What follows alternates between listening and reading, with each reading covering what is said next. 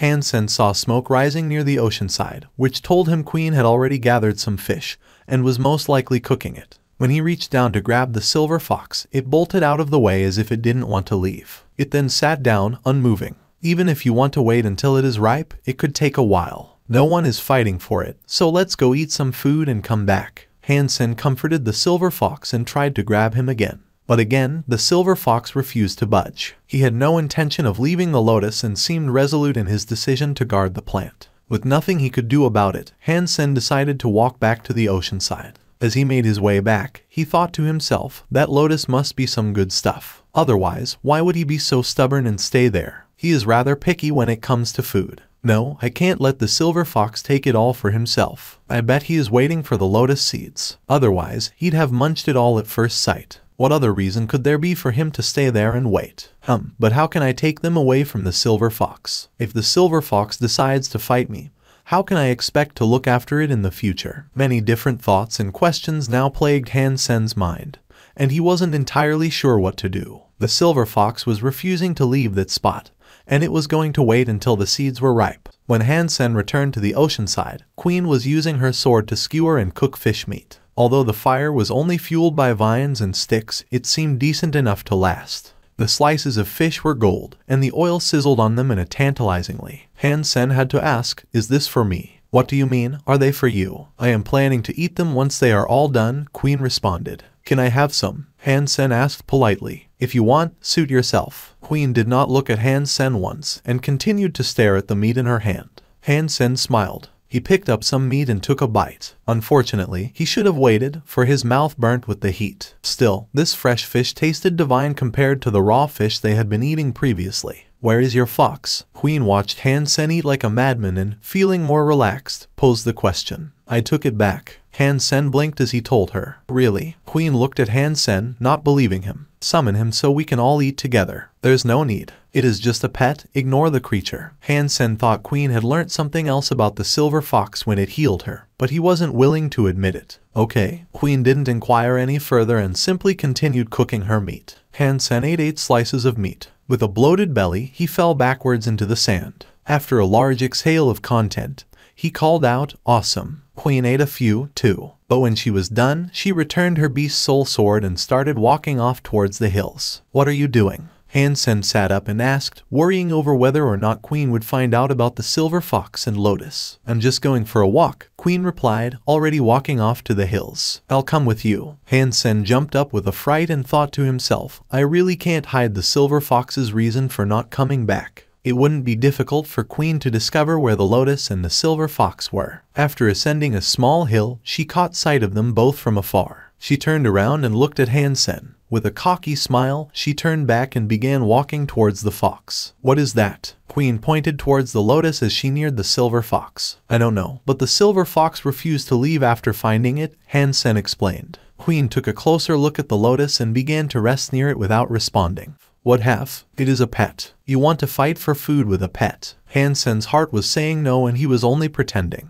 "If he eats it, I don't want it anymore. If you take it, I will accept half," Queen said. "Why would I want it? This is for the silver fox." "I am not a pet. I don't need it," Hansen told her sharply. He was starting to feel a little annoyed. Queen didn't say much, and she remained near the silver fox, guarding the lotus. The silver fox was guarding it, which made me think I had a chance. But now there are 2 people guarding it. Hansen thought to himself. He was also starting to believe that the silver fox was a girl. Otherwise, why would it be behaving like Queen was? That was the only explanation for how selfish it was being. Hansen never thought about the possibility that he was more selfish than the silver fox and Queen combined. They stayed on the island for 4 days. The snow-white flowers started to wilt, but they did so slowly. Only 2 petals fell off a day. Heaven only knew how long it would take for the entire thing to wilt. The lotus seeds on the inside were growing bigger as well. They looked like blood crystals, and they continued to grow fuller. They emitted a pleasant fragrance, and smelling it brought comfort and relaxation to their minds. "That must be some good stuff, but how can I take all the seeds without Queen and the silver fox noticing?"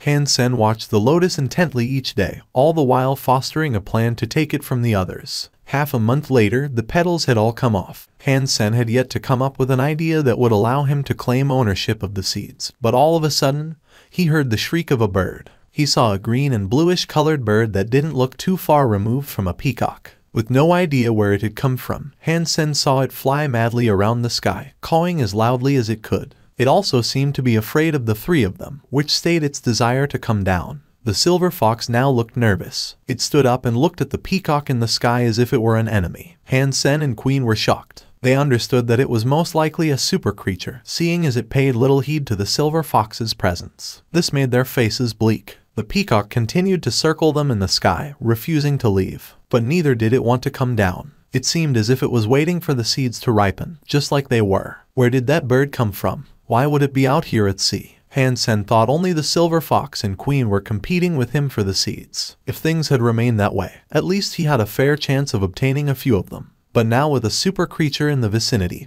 who knew what might happen? Perhaps even the combination of Hansen and the silver fox wouldn't be enough to fight the super creature. While Hansen was feeling depressed amidst these thoughts, suddenly heard a sound at the seashore. Looking out to the ocean, he watched the waters boil. A lobster with a purple shell that was 12 meters long emerged. It remained afloat for a brief while, summoning up tall waves. It then moved on to circle the island, without getting too close. Crap, another one. How many creatures want these seeds? Hansen felt frustrated. He didn't know when and where another super creature might arise, but fortunately, no more decided to make an appearance. Aside from the peacock and lobster, there was no sign of another one coming to vie for their seeds. With one of them taking the sea and one of them taking the sky, it would be impossible for him to escape now. Let's fall back. If we get surrounded, there is nothing we can do to fight them, Queen calmly said. Silver Fox, come. Hansen shouted at the silver fox with a tone of gravity. He was afraid if the silver fox stayed here to guard, he would quickly be overwhelmed by the two super creatures. Even though it was a super creature itself, its strength had limits.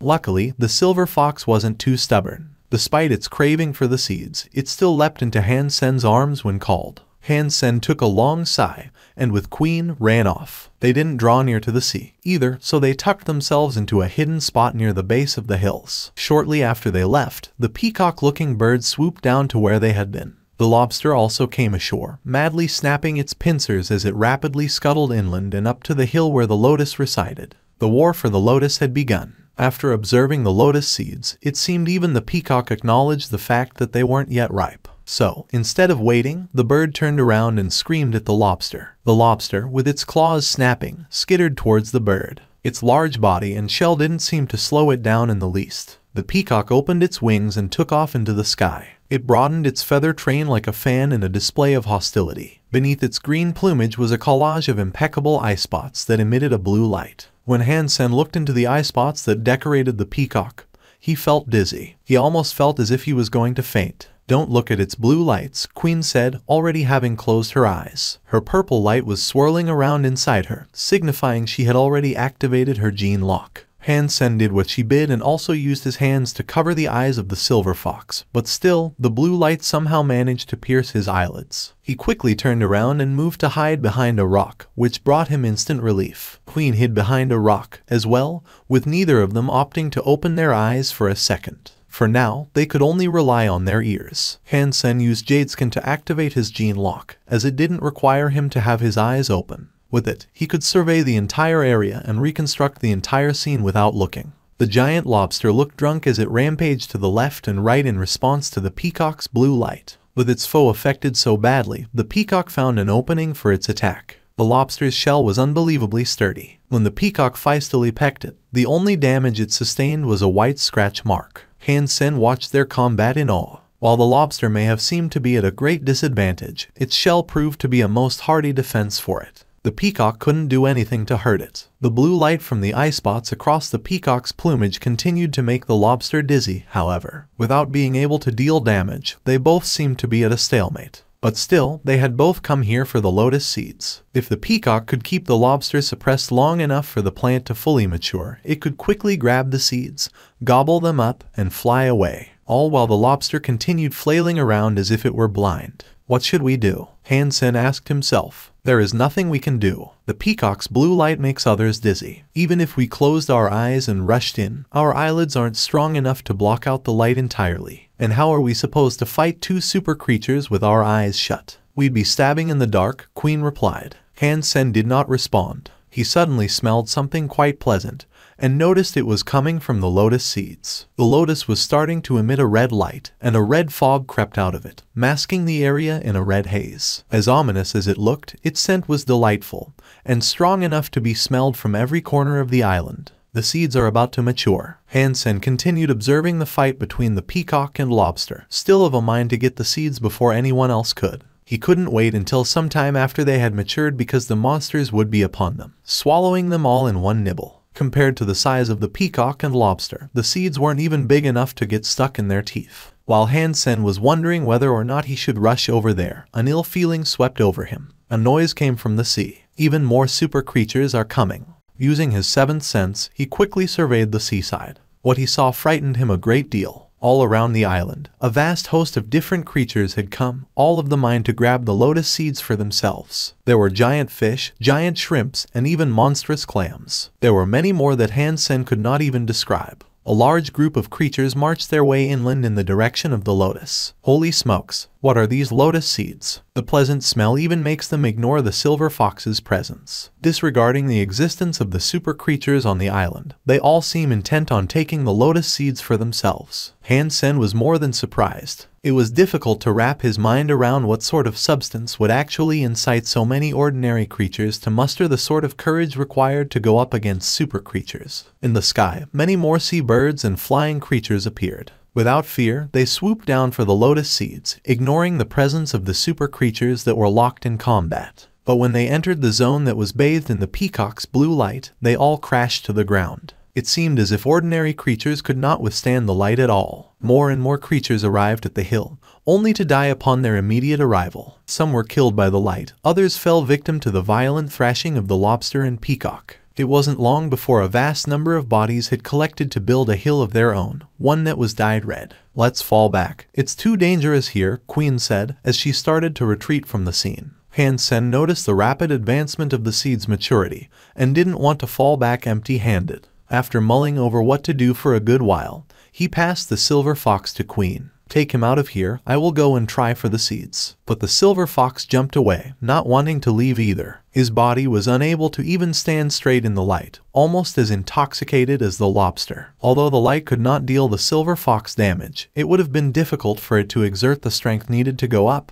get the seeds, and get out. "You get out of here. Don't worry, I'll give you some of the seeds after I collect them," Hansen told the silver fox. The silver fox either did not hear him or was too stubborn to leave. It wanted to grab the lotus seeds despite its incapacitation. Hansen grabbed the silver fox and forced it back. It was behaving like almost any other creature, giving up everything it could to take the lotus seeds. The peacock and the lobster were still sealed in turbulent conflict with one another. If any other creature tried to ascend the hill, they would be killed in the midst of their battle. Winning the lotus seeds would be a most difficult prize. All of a sudden, from inside the lotus, a bright light burst forth. It was red, and it beamed into the sky, widening like the bloom of a flower itself. The pleasant scent carried across the entire sea, urging even more creatures to come and battle for it. The lotus was ripe. The creatures on the island were no longer intent on fighting each other. They each exerted all the strength they had in running up the hill to grab the seeds before the others could. The peacock was the closest, and with its boon of flight, spared no time in soaring there. Although Hansen really wanted to grab the lotus, he was slowed down by his need to prevent the silver fox from going out on its own.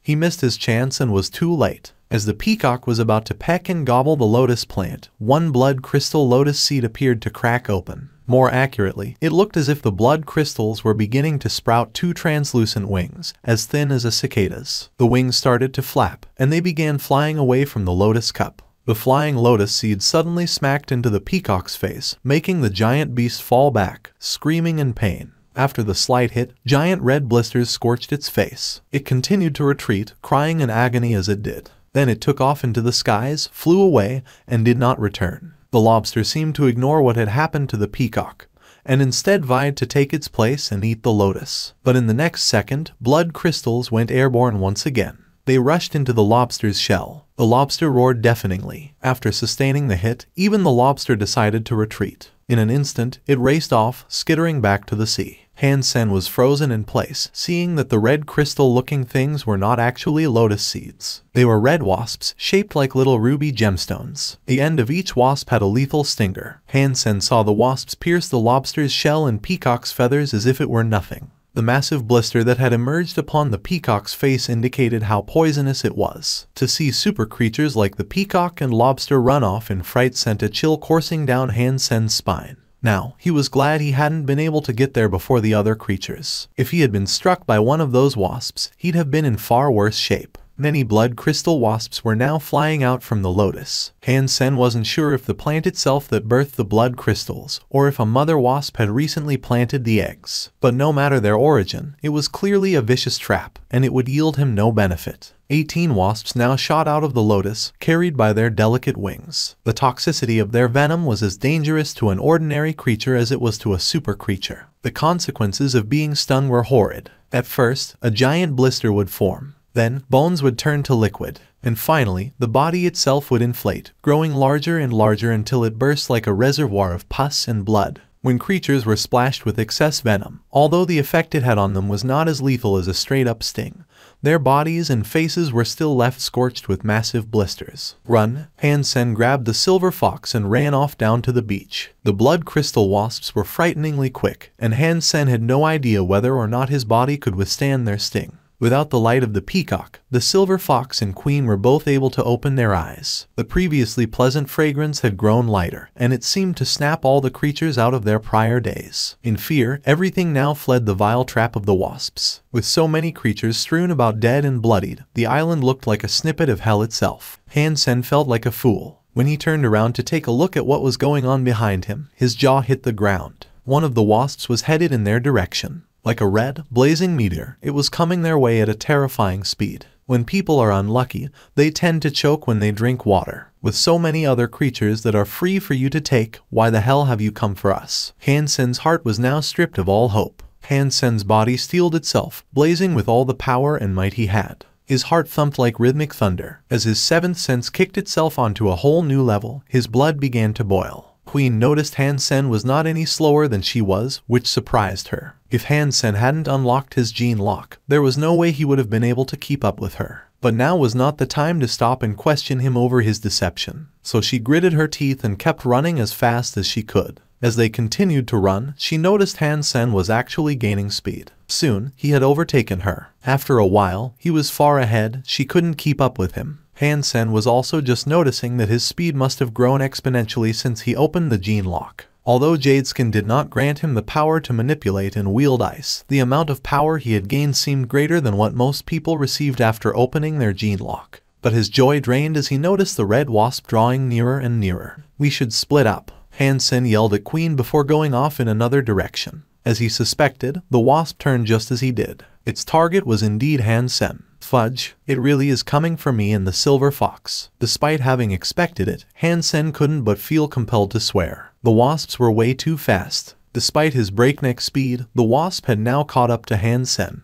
The wasp made its first attack. With all his power, Han Sen dodged it while still maintaining his speed. The blood crystal wasp was so small, it was difficult to keep track of it at the speed they were both going. If it wasn't for Han Sen's incredible seventh sense, he'd have been an oversized blister already. Although he was having difficulty following the wasp with his eyes, he cast the Dongshuan Sutra and used his feelings to determine when and where the wasp would strike next. He successfully dodged each attempted sting. The silver fox, who was still nestled in Han Sen's chest, was quite alert. Thunder sparked in the wells of its eyes, but try as it might, the wasp was too quick for it to thunder shock. Han Sen was not sure how much longer he could go on. All he could do was keep dodging on his way to the beach. He had to get into the sea, no matter what. If other wasps decided to join the chase, it would all be over. It wouldn't matter how proficient he was at sensing their locations. Dodging any more would prove too difficult. Queen had already reached the ocean side when she saw Han Sen in the distance, having trouble with the wasp.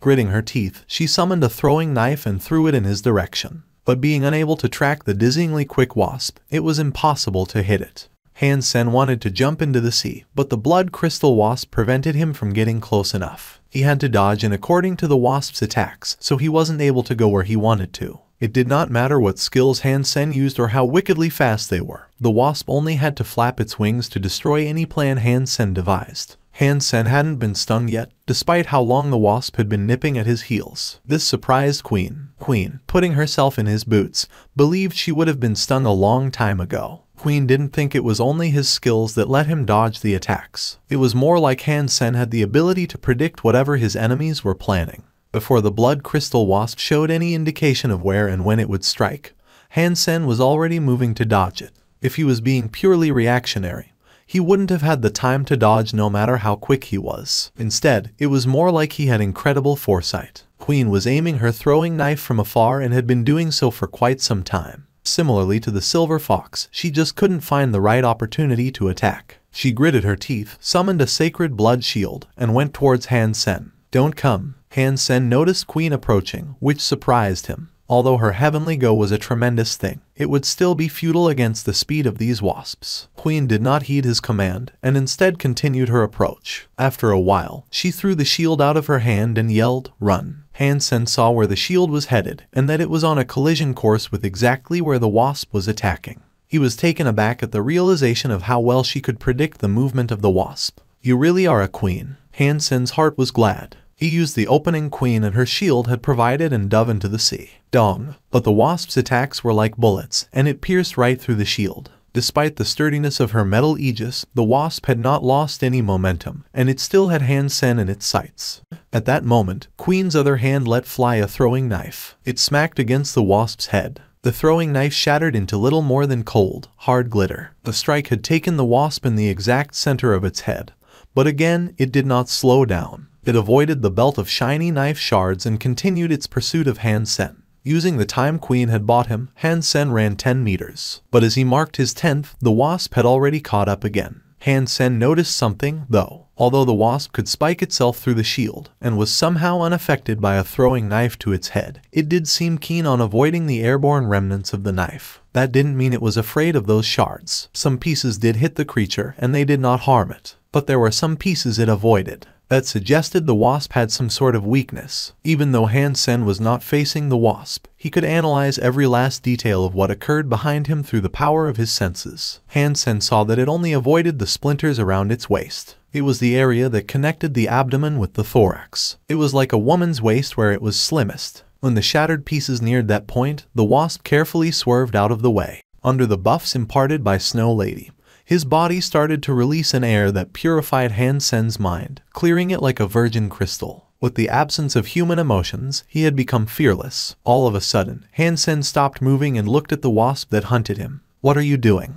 Queen was surprised. The wasp was frighteningly powerful, and it looked like Han Sen was preparing to fight it. Did he have a death wish? But what happened next made Queen's pupils shrink. The wasp flashed in front of Han Sen. Queen didn't see where it tried to sting, but Han Sen's hand was moving. It was unbelievable. His hand moved like a blade, with the speed of lightning. Han Sen swung his hand horizontally, slicing the wasp's waist as it came for him. Her one-time used sacred blood weapon did not faze the wasp in the slightest, but the wasp swerved to dodge Han Sen's attack. Han Sen missed his strike, but it confirmed that the wasp's waist must indeed have been its weak spot. There was no need for him to dodge and be afraid anymore. While Han Sen was falling back, he kept trying to stop the wasp. The maniacal little creature did its best to keep dodging Han Sen's flurry of attacks, but so quick and fast did they come, it was never provided the opportunity to counter them. Han Sen had given himself the chance to breathe, and he continued his retreat towards the sea. Queen was already in the water, however. She only kept her head above the surface to watch Han Sen,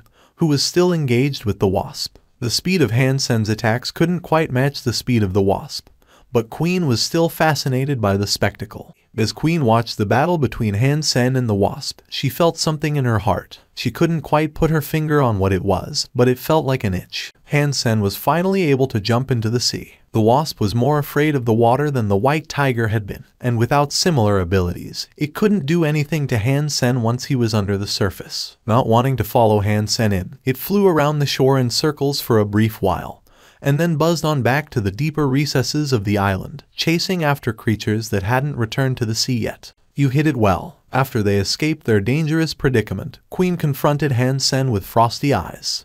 "Oh, I only just unlocked the gene lock. I was forced to use it, due to it being a life or death moment. Desperate times call for desperate measures." Han Sen laughed after his explanation, realizing that he couldn't hide his unlocked gene lock from Queen any longer. Queen rolled her eyes, unable to muster the strength needed to argue with him. She summoned her whale and climbed aboard. "Thanks." Han Sen thanked her with sincerity, jumping onto the whale with the silver fox in hand. If it wasn't for Queen's attack, which revealed the wasp's weak spot, he didn't think he'd be where he was right now. This blood scale armor is mine, okay, now we are even. Queen frowned, looking back at the island. There was no more screaming or squealing to be heard, and with the rest of the creatures having either escaped or been killed, the island was quiet. It still looked like hell, though. Bodies and blood were everywhere, and just looking at it made their skin crawl. Do you think you might be able to take down those wasps? Queen asked Han Sen. Han Sen knew what she meant, but he shook his head and told her, my speed is still a little too slow to go up against those wasps. I may know its weak spot, but what's the point if I cannot hit it? Besides what? Queen looked at Han Sen. There is no guarantee I can kill it, even if I hit there. For all I know, I might only inflict a minor amount of damage. Han Sen did not overestimate his talents. When he fought Golden Growler, he couldn't even break its eyes. The wasp's waist may have been its weak spot, but it couldn't be weaker than those eyes. A weak spot was just a place on a monster that was weaker, but the overall fitness of a super creature was just too high, and so the fact that it had a weak spot didn't mean much for Han Sen. Queen sighed. She understood how he was feeling.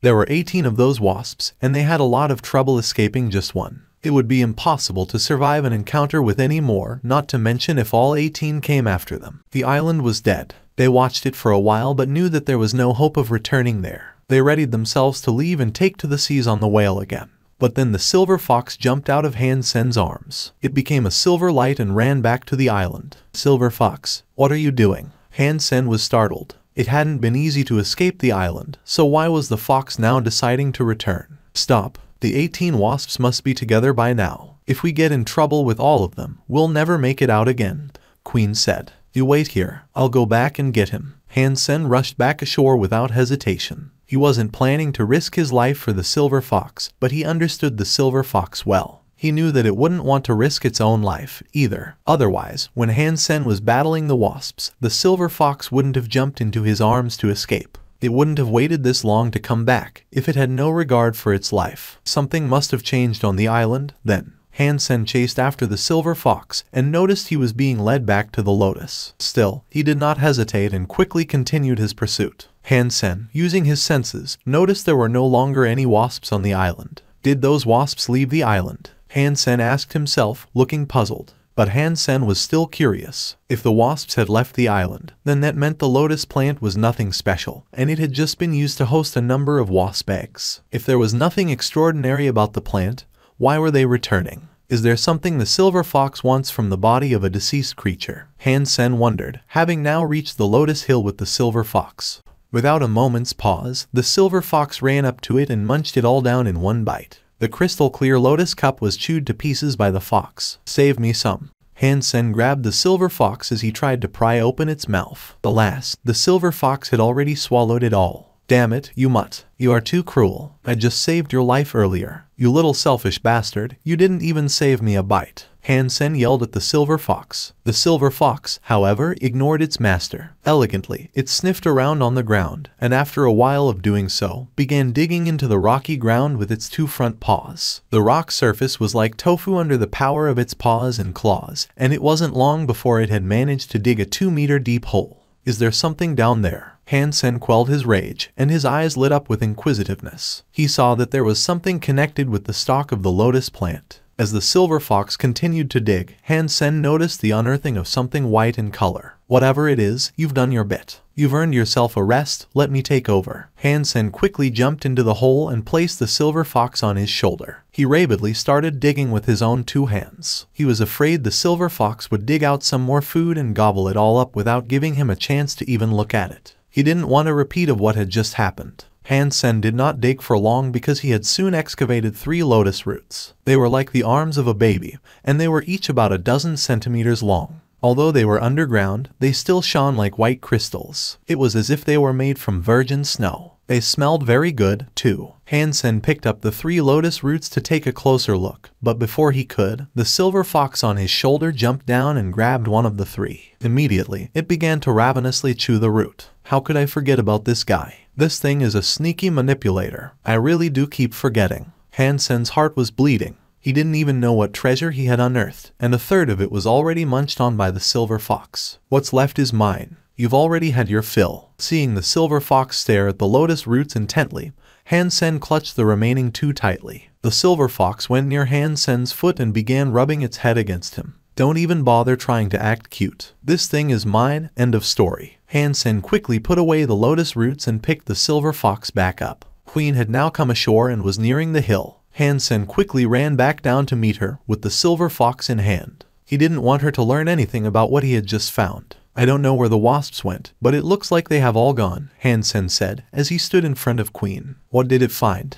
Queen asked, seeing right through Han Sen's deception. "It was the lotus cup. But, by the time I caught up to the fiend, it had already eaten everything. He didn't save me any, so I have no idea what benefits it could have provided us. His selfishness hurts." Han Sen hoped to squeeze out a few tears, but he couldn't. Queen's eyes were untrusting, but she didn't voice her concern. Shortly after, they returned to the ocean side. The two people and the fox began their journey once more. They hoped they'd soon be able to find land, but after another 5 days' travel, they had yet to see anything. There weren't even any islands around. Suddenly, a strange sound could be heard in the distance. Han Sen and Queen were familiar with the sound, and so their faces changed. Han Sen recognized the sound as belonging to the peacock they encountered earlier, which had received a nasty sting on its face. It flew far away after that, and they didn't think they'd run into it again so soon. Its screams are ones of pain and suffering. "Is it because of the poison?" Queen asked, looking in the direction the squeals were coming from. If it really was due to the poison,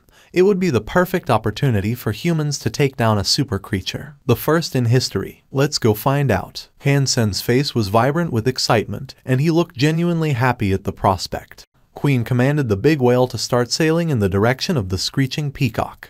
The peacock was standing on the reef with a rotten face. It was red with infected blisters, and pus and blood oozed from its wounds. "It must really be the poison still working its wretched magic," Han Sen said, aghast. He was happy that the peacock was in such a condition, obviously still struggling against the poison that blighted it. But he was concerned over whether or not he could eat the meat, seeing how effective and long-lasting the poison was. Queen commanded the whale to stop a good distance from the bird. She didn't want to go in blindly, and even though the super creature was in significant pain, it was still a super creature. It can still scream a good deal. It is most likely still quite energized. "Perhaps we should wait here for a few days and see how it goes," Han Sen suggested. The longer they waited, the weaker the bird would become. If they were going to risk their lives in an attempt to bring down a poisoned super creature, it would be better to do it later rather than sooner. But right after Han Sen said that, the sea near the reef began spitting waves that were a few dozen meters tall. A giant purple creature with metal pincers came out from beneath the murky waves. Its target was most definitely the peacock. The giant purple lobster was back. Not having received any benefits from the island earlier, it seemed to want to exact vengeance on the wounded peacock that had bullied it previously. The peacock was poisoned right in the face, and it looked like the toxins had affected its brain. It didn't seem as smart or reactive as it had before. Already, the lobster managed to clamp down on one of its wings. It was impossible for the peacock to free itself from the lobster's grip. It opened its feather train to reveal its blue eye spots and doused the area in its intoxicating blue light. Just like before, the lobster was made to appear drunk. It seemed as if the lobster knew this was coming, though, so it continued to maintain its grip on the peacock's wing. No matter how fiercely the peacock tried to repel its attacker, the lobster would not be loosened. The lobster's shell was too hard, as well. There was nothing the peacock could do. Eventually, its clutched wing began to bleed, and plumes of feathers danced in the air around it, cushioning the harsh sea. While both of these monsters fought, Queen closed her eyes and turned around to avoid the effects of the blue light. Although it was a good distance from them, the light was powerful and it spread far. Looking at it for 1 second could make them feel dizzy, and out at sea, there was the chance Queen could fall overboard and drown. Han Sen appeared to be doing the same thing, but he activated his gene lock. With his senses, he didn't even have to face their direction to observe everything that was happening. The peacock may be an extremely powerful foe, but under the effects of that poisonous sting and the lobster's pummeling, it must assuredly be close to death, Han Sen thought. He then proceeded to wonder how he might benefit from this situation. The reef was unable to sustain the weight of the monsters and it began to crumble. The lobster's shell was obscenely sturdy, and the lobster tried to drag the peacock down into the briny depths with its pincers. All the peacock could do was continue to peck at the shell, to no avail. Although the peacock was resisting, a collapse of the reef meant a guaranteed watery grave for it. How come that lobster didn't get poisoned, too? Han Sen thought to himself. But seeing what was occurring, it was a good thing they did not rush into attack as they initially thought to. If they hadn't stayed back, they might have been killed by the lobster's incursion. Queen turned around and looked into the sea. She saw the faint glimmer of blue light in a sea that was made mad with the peacock's wild thrashing. Han Sen watched the restless waves with greedy eyes. They may not have been able to kill the poisoned peacock,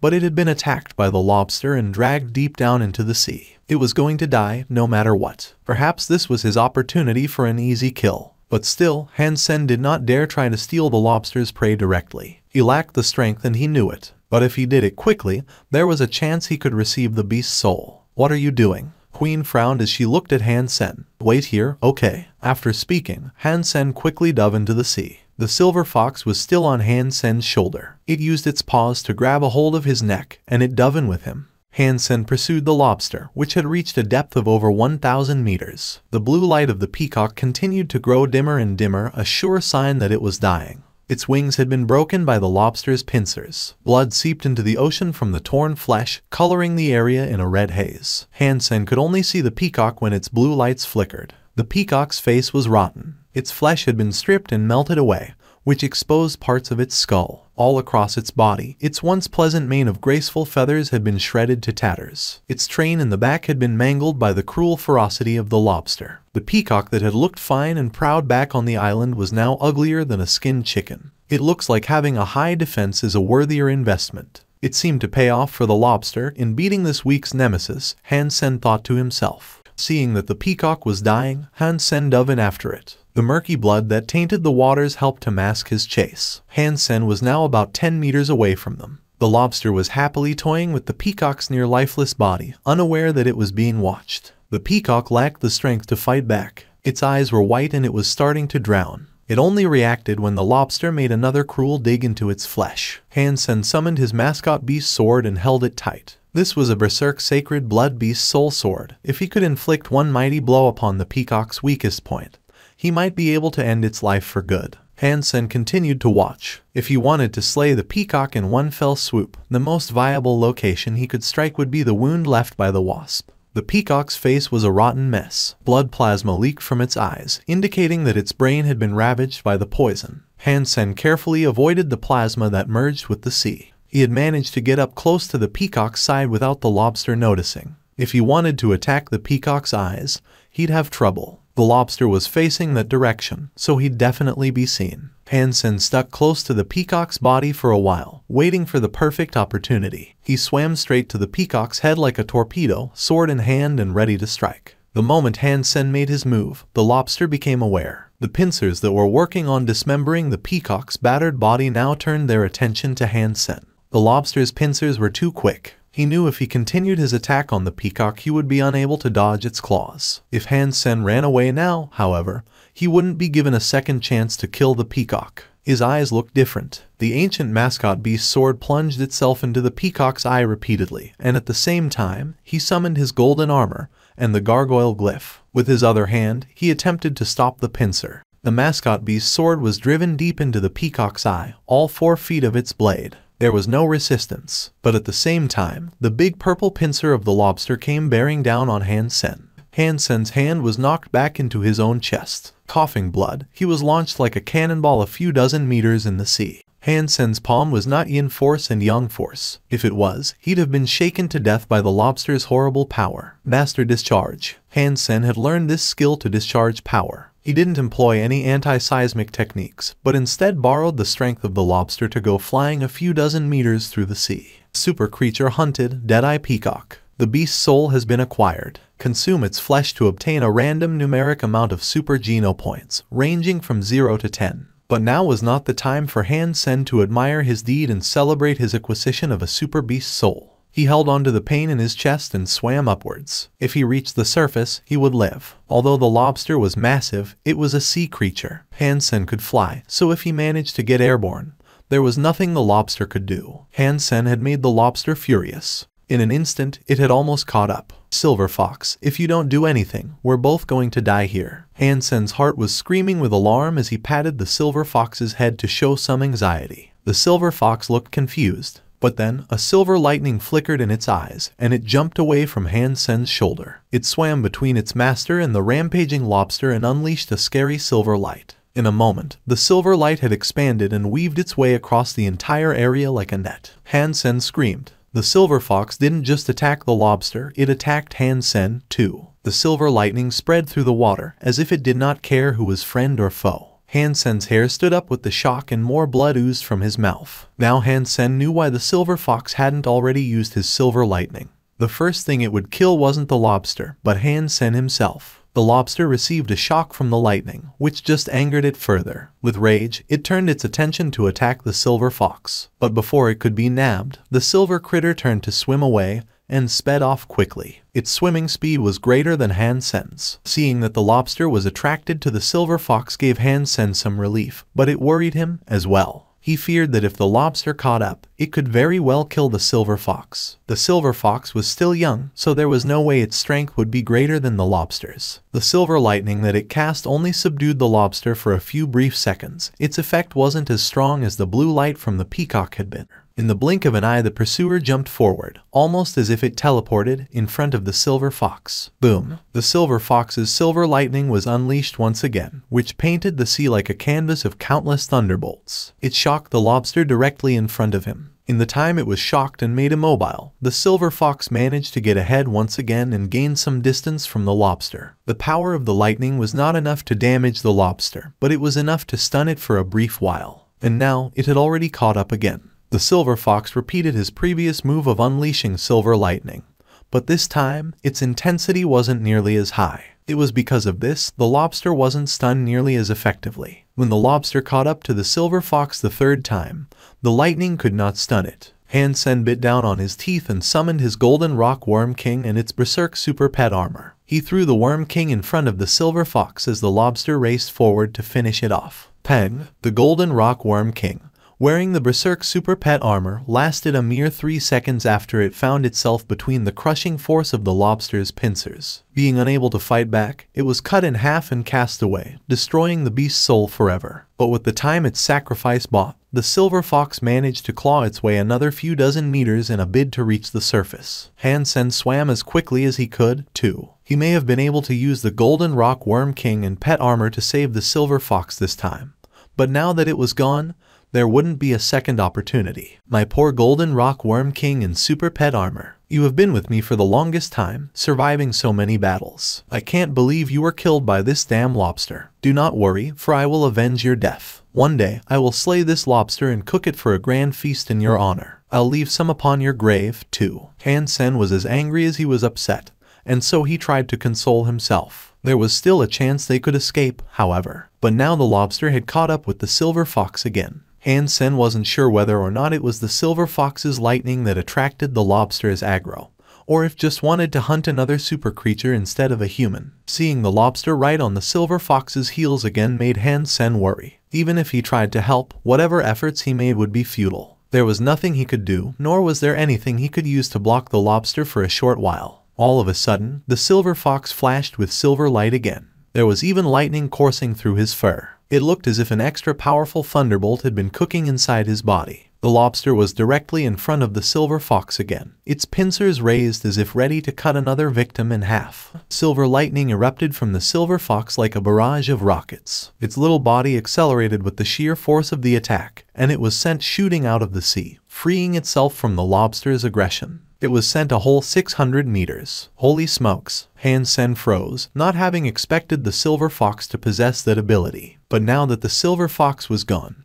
that made Hansen the lobster's target once more. Hansen did not say anything more and instead focused on trying to save himself by swimming as fast as he could. Fortunately, the silver fox had already drawn the lobster a good distance away, which gave him a head start. What the heck? If I knew it was planning that, I would have gone much earlier. Hansen's heart soured, only being able to flee for his life. He prayed he'd be able to escape the sea before the lobster caught up. Hansen wished he could grow a few extra arms and legs so he could swim with greater speed. With the lobster swimming a few dozen meters every second, it may as well have possessed the ability to teleport. It made Hansen bitter. Come on, just a little quicker and I'll be out of here. Hansen saw the light above grow brighter and brighter. But as he did, the lobster was getting closer and closer. The possibility of the lobster getting to him before he could escape was still all too real. Hansen summoned his bird, 2 meters tall and with 4 wings, in front of him. The sacred blood class 4 winged thunderbird was crushed into pieces by the lobster's pincers. Hansen used this time to reach the surface, summon his wings, and fly off into the sky. Flying 40 meters high, he suddenly heard a great splashing sound. The giant lobster leapt out of the sea and was now soaring through the air in a final bid to grab Hansen. The speed of the berserk sacred blood wings was not faster than the airborne lobster, and it was sure to catch Hansen as he flew. So, Hansen's legs erupted with an incredible power. He borrowed the strength of the air and dashed 2 meters to the side. The pincer only just missed him. The lobster fell back down, triggering a tsunami of a wave like a meteor crashing into the sea. Without hesitating, Hansen continued to fly higher and higher. The lobster swam around for a while, eyeing him, but after realizing it could no longer capture its intruder, it grabbed the peacock's body and returned to the deep sea. The silver fox didn't seem to be doing so well and looked incredibly weak. When Hansen returned to them, it leapt onto his shoulder and stayed there, unmoving. Hansen opened his mouth and coughed up blood. His organs had been damaged badly, and he feared it would take a long time to recover after this. Go. Hansen gritted his teeth as he held his chest, which pounded with an unbearable pain. He left the area with Queen, and when they were clear, she summoned the whale so that Hansen could lie down and rest. The silver fox dug its head into Hansen's arms. He didn't know what it was doing at first, but it wasn't long before the silver fox pulled out his lotus roots. Immediately, the silver fox started chewing one up. Silver fox, you are heartless. I have been grievously wounded, and yet you rob me blind. Hansen was disheartened, but he couldn't muster the strength to yell at the silver fox. The next second, Hansen was frozen. After the silver fox chewed the lotus root, he did not swallow it for himself. Rather, he fed it to Hansen. Hansen was surprised to see him not eat it for himself. He was feeding Hansen, and it touched him deeply. But he did feel uncomfortable eating food that had been chewed up by his pet. He almost thought of rejecting it. But the lotus root had been ground into juice and it dribbled into Hansen's mouth. Hansen knew he had risked his life to retrieve the lotus roots, so he thought it'd be a waste to spit it out. Without thinking about it too much, he accepted it all. After consuming it, he felt a refreshing and rejuvenating aura emanate from deep inside his body. The burning pain in his chest felt better and his pounding heart relaxed. Hansen quickly ran his Dongshuan Sutra. He absorbed this new, refreshing power. Dongshuan Sutra had an amazing effect whilst you breathed, wherein the metabolism of cells ran quicker. Now, the damaged parts of his body were being renewed, and newborn cells replaced the old, harmed ones. Queen noticed the 2 lotus roots and immediately acknowledged where they came from. But seeing the silver fox feed Hansen made her observe him with a greater curiosity. Earlier, Hansen was heavily injured. His face looked ill and his skin was pale. But now, not long after, his face was looking better. The color of his complexion returned and his skin seemed to radiate. It was silky smooth, too. Your face is white, but it looks a little red. It's quite special. Seeing Hansen, Queen couldn't help but say something cheesy. When she looked at Hansen, she thought this new image suited him. Queen felt a little jealous since she wasn't a person who cared much about her appearance. This must be the effect of a hyper-geno art. Or is it an effect of the lotus root? Queen thought to herself. All of a sudden, a pleasant fragrance tickled Queen's nose. It made her feel as if she had eaten live fruit. The pores across her body all opened. What's going on? Queen looked at Hansen with a puzzled expression. After she smelled the pleasant scent, the heavenly go in her body activated. It then seemed to be absorbing the fragrance. Queen felt incredible. She had never guessed there was a smell that could trigger heavenly go. If she hadn't been experiencing it at that moment, even if others told her, she would not have believed it to be true. The scariest thing with that smell, however, was how it seemed to be improving her heavenly go. It had been a long time since she made progress with the ability, yet now she was, entirely passively. Although she did not know what was going on, she did not let this opportunity pass her by. She quickly sat down by Hansen's side and started absorbing as much of the smell as she could, to take her heavenly go even further. The purple light in her body continued to glow, absorbing the fragrance that was all around. Eventually, even her purple light seemed to smell good. The way Queen presented herself often made her seem cold, but now she became prettier to look at. She resembled a fairy, minus all the glitter. She looked stunning, like someone no one could ever dare dream of hurting. The lotus roots must have been extremely beneficial to women, and they possessed a rather cold trait. Although men benefited from them, women would benefit more. The 2 lotus roots were most certainly not something ordinary. Their medical properties were incredibly strong. Hansen absorbed them through his Dongshuan Sutra, and it helped his training a considerable amount. Queen, although not as strongly, was smelling just like he did. As Hansen watched her, a strange feeling developed. He felt as if he could see the flow of Queen's body and witness the changes going on inside her at a granular level. But that was impossible. She was still wearing her blood-scale armor, and it wasn't as if Han Sen had X-ray vision. He could examine every little thing and observe every tiny detail. There was nothing hidden and nothing more secret. Han Sen was taken aback. With this skill, even if he did not know it fully, he could follow what he was seeing and eventually learn the Kaigong that she was in the midst of practicing.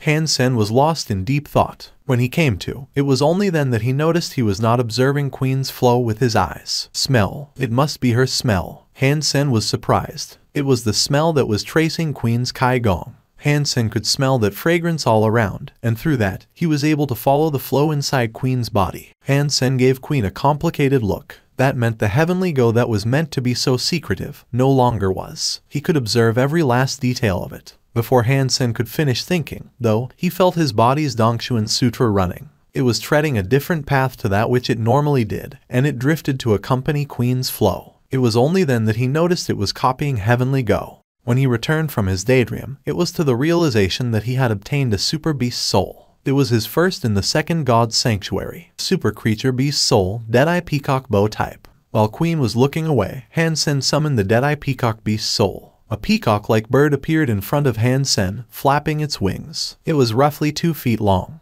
Looking closer, he realized that it wasn't a living creature, but a blue-colored metal crossbow. It was shaped to resemble a peacock, with its wings composing the bow of the weapon. With the body as its stock, the mouth of the peacock was where the tips of the bolts were lodged, and the top of the head itself was the sightline with which its user would aim. It was a beautiful piece of equipment. Han Sen looked inside its accompanying quiver and saw that there was enough space for 8 bolts to be stored. This was a fine amount, particularly for a weapon that could be used as efficiently as a pistol. If he used Beast Soul bolts, he'd have an infinite supply of ammo, too, provided the bolts weren't broken. Han Sen examined the peacock crossbow with an open jaw. It was a remarkable weapon to have in his possession. But without the appropriate bolts, it was little more than a sturdy stick to beat stuff over the head with. This is great, but you could at least provide me with some bolts. You didn't even give me a single one. Now I have to go find some myself. Han Sen didn't know whether he should be happy or sad right now. The peacock crossbow looked incredibly powerful, but his visual perception was all that he could use to get to know it. He had no way of giving it a proper test run. They continued to sail for another 10 days before Han Sen caught sight of land. It wasn't just any parcel of land, either. It was a human shelter, one that operated on the coast. Han Sen, upon arriving, made sure to teleport back to the Alliance. He had been gone for some time, following his misadventure with the White Tiger. He was afraid Jai Yanran had become gravely concerned over his welfare and whereabouts, so he made sure to check in on her. He wanted to comfort her and make some bolts for his new crossbow. Jai Yanran really did worry over him. When she saw him return, she was delightfully surprised and she did her best to shelve how upset she was. Han Sen comforted her for a while and her mood genuinely brightened. Jai Yanran had been upset not because he had been gone for so long, but because she did not know whether or not he was okay. If I cannot buy the bolts I need, I'll just have to hunt down the creatures myself. Han Sen scoured the ice field, Golden Beach, and Whitestone Beach for information, hoping to find out where sacred blood beast soul bolts could drop. After a good while of searching, he came across a creature that was known to drop sacred blood beast soul bolts near Whitestone Beach. It was a creature known as Sky Falcon. As he was finishing up his browser session, his communicator rang. It was Zhu Ting calling. He had asked for his number a while back, but this was the first time he had called him. Han Sen wondered what he wanted at this time. "Boss, this is not good," Zhu Ting said, hastily. "What's not good?" Han Sen frowned. "Mystery Island. There is a mystery island on the ice field. Where are you? Come back. If you don't, others will seek to claim the benefits." Zhu Ting's face looked panicky. Han Sen was frozen for a bit, knowing why Zhu Ting was in such a rush. The mystery island here was different than the one in the first God's Sanctuary. The mystery island must have had a royal-class spirit shelter situated on it. If it did, the likelihood of something good being there was extremely high.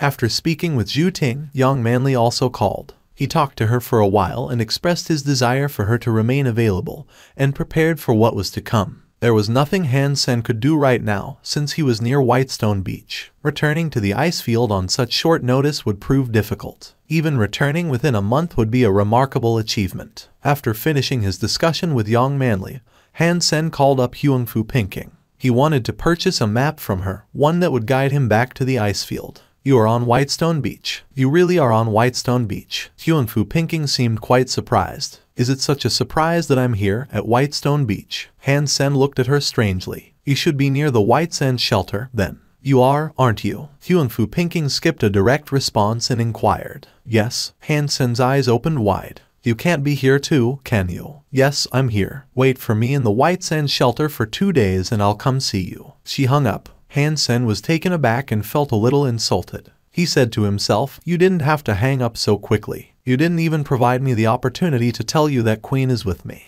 On the second day, Hyunfu Pinking arrived just as she said she would. Seeing Han Sen with Queen, her beautiful eyes opened wide and her mouth did not close. Why are you two together? Hyunfu Pinking asked, with a puzzled expression. I want to invite Han Sen to join my team, Queen responded. You're inviting him into your team. Hyunfu Pinking thought her ears were being faulty for a moment. Queen inviting someone into her team personally was a rare thing. And Han Sen had only been in the second god's sanctuary for over a year. She really did not understand why Queen would want to invite Han Sen into her team. He rejected, Queen said, stoutly. This came as a big shock to Hyunfu Pinking. She was speechless, and all she could do was stare at Han Sen with wide eyes. Queen had invited Han Sen to join her team, but Han Sen rejected her. This was like a fairy tale, a strain for anyone to believe. If it wasn't for Queen telling her this, she wouldn't believe the news. Han Sen merely laughed and said, Queen is only joking around. It's not that I do not wish to join. It's just that there is someone on the team who does not desire my presence. If you are willing to join the group, then I will propose your membership once more. If you are rejected again, then I will quit the group and follow you. At that moment, Hyunfu Pinking was petrified as if she had seen something ghastly. All she could do was stare at Han Sen and Queen. She thought her brain was too small to handle the complexities of their situation, and she had no idea what was going on anymore. It was hard to imagine that Queen, of all people, would say something like this. In the White's End Shelter's market, Hyunfu Pinking walked alongside Han Sen, often turning to observe him. I know I am handsome. If you like my appearance that much, why don't we book a room together so you can inspect me in all my splendor? Han Sen asked her. He felt awkward, getting stared at by her. Hyunfu Pinking merely fluttered her eyelashes and said, sure. Do you want to go right now? Han Sen did not say anything, but his eyes were suggesting enough. They couldn't keep away from Hyunfu Pinking's inflated chest. Similar to Queen, her breasts were the best of the best. Hyunfu Pinking blushed and asked, what are you looking at these for? Aren't you afraid Jai Yanran might suddenly appear and cut your penis off? Feel free to book a room if you've got the balls to do it, though. What is that supposed to mean? Han Sen knew Hyunfu Pinking was willing to say anything that came to mind.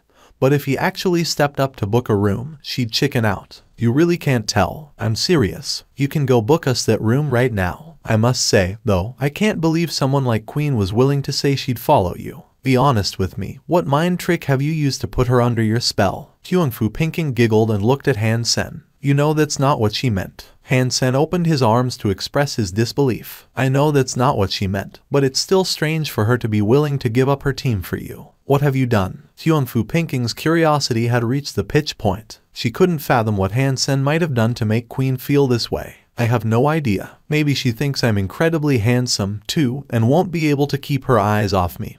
Hence her desire to follow. Han Sen expressed, with off-putting cockiness. Whatever. Hyunfu Pinking rolled her eyes towards Han Sen. Han Sen laughed and turned to look at the beast soul shop they had just arrived at. Before climbing the mountain, he wanted to buy one type of beast soul bolt first. If he couldn't get a sacred blood class bolt, he'd at least want to grab a mutant class bolt. After all, bringing a Z-steel arrow with him wasn't ideal, and a mutant class bolt was guaranteed to be far more efficient. But bolts, as he had previously seen, were still too unpopular. Han Sen and Hyunfu Pinking walked around the markets for some time without finding a single one. They did, however, see a wide variety of arrows, but arrows were too long for the peacock crossbow, and they wouldn't load in. The peacock crossbow was medium-sized, which required short bolts. Han Sen at last found a mutant-class bolt in a beast soul shop that wasn't looking too popular. It was a black bolt, formerly referred to as an ice snake bolt, and its tip was coated with a paralyzing substance. Han Sen was surprised to see that the bolt was 30% cheaper than any other mutant-class beast soul.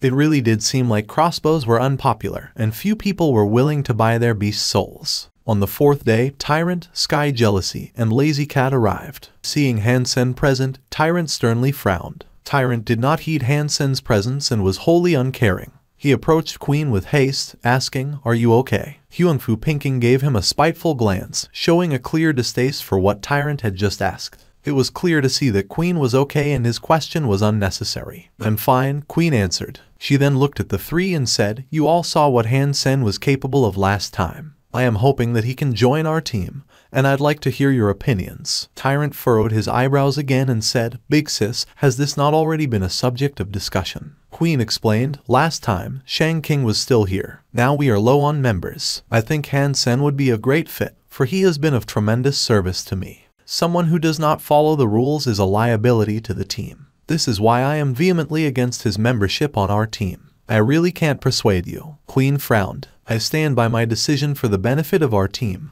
no matter how cruel it may sound," Tyrant said. "Okay, I see. If things are like that, then I quit." Queen stated her resignation without a moment of hesitation. Tyrant, Sky Jealousy, and Lazy Cat were shaken. None of them expected her to quit the team on Han Sen's behalf. "Big sis, we can talk about this. We can talk about this. There is no need to be like that," Lazy Cat said, doing her best to fix the situation and ease tensions. "Yeah, bis sis." Tyrant did not mean what he said. "If you think Han Sen is the sort of person this team needs, then we can talk about it," Sky Jealousy chimed in. Tyrant's face looked bleak. Still, he gritted his teeth to hiss, "Big sis, we have been through much together over the years. Are you really going to throw it all away on the behalf of some outsider?" Queen calmly said, "I have not spoken recklessly. This is not a knee-jerk response. I am not mad at any of you, either. Have you each forgotten why we formed this team in the first place? It was to slay super creatures," Tyrant said. Queen nodded and then said, "This is indeed a team to slay super creatures. But over the years, we have not managed to kill a single one." Tyrant looked ill, and so he pleaded, "But we have been doing better and better in recent times. The opportunity will soon arise. Even when Shang King was still here, we could not kill a super creature. With the others gone, and our team being considerably weakened, do you still think we have a chance?" Queen said it straight. "You seem to suggest that we don't. Are you telling me we would stand a chance with this person's inclusion?" Tyrant bit his teeth and asked painfully. Queen nodded and said, "Yes, I do believe so." After that, not only could Tyrant say nothing further, but even Sky Jealousy and Lazy Cat were too shocked to say anything. They had never seen Queen respect someone as much as she did Han Sen. Everyone looked upon Han Sen, unable to determine which aspect of him made him so desirable and beneficial to the team. They did their best to figure out what was so special about him that Queen was willing to quit the group for him. "I only have one aim and duty, to kill a super creature, and I will do anything to achieve that goal. If Han Sen cannot join the team, then there is no reason for me to stay with this team anymore." Queen explained it all calmly, but her certainty and absolute manner of speech made the others speechless.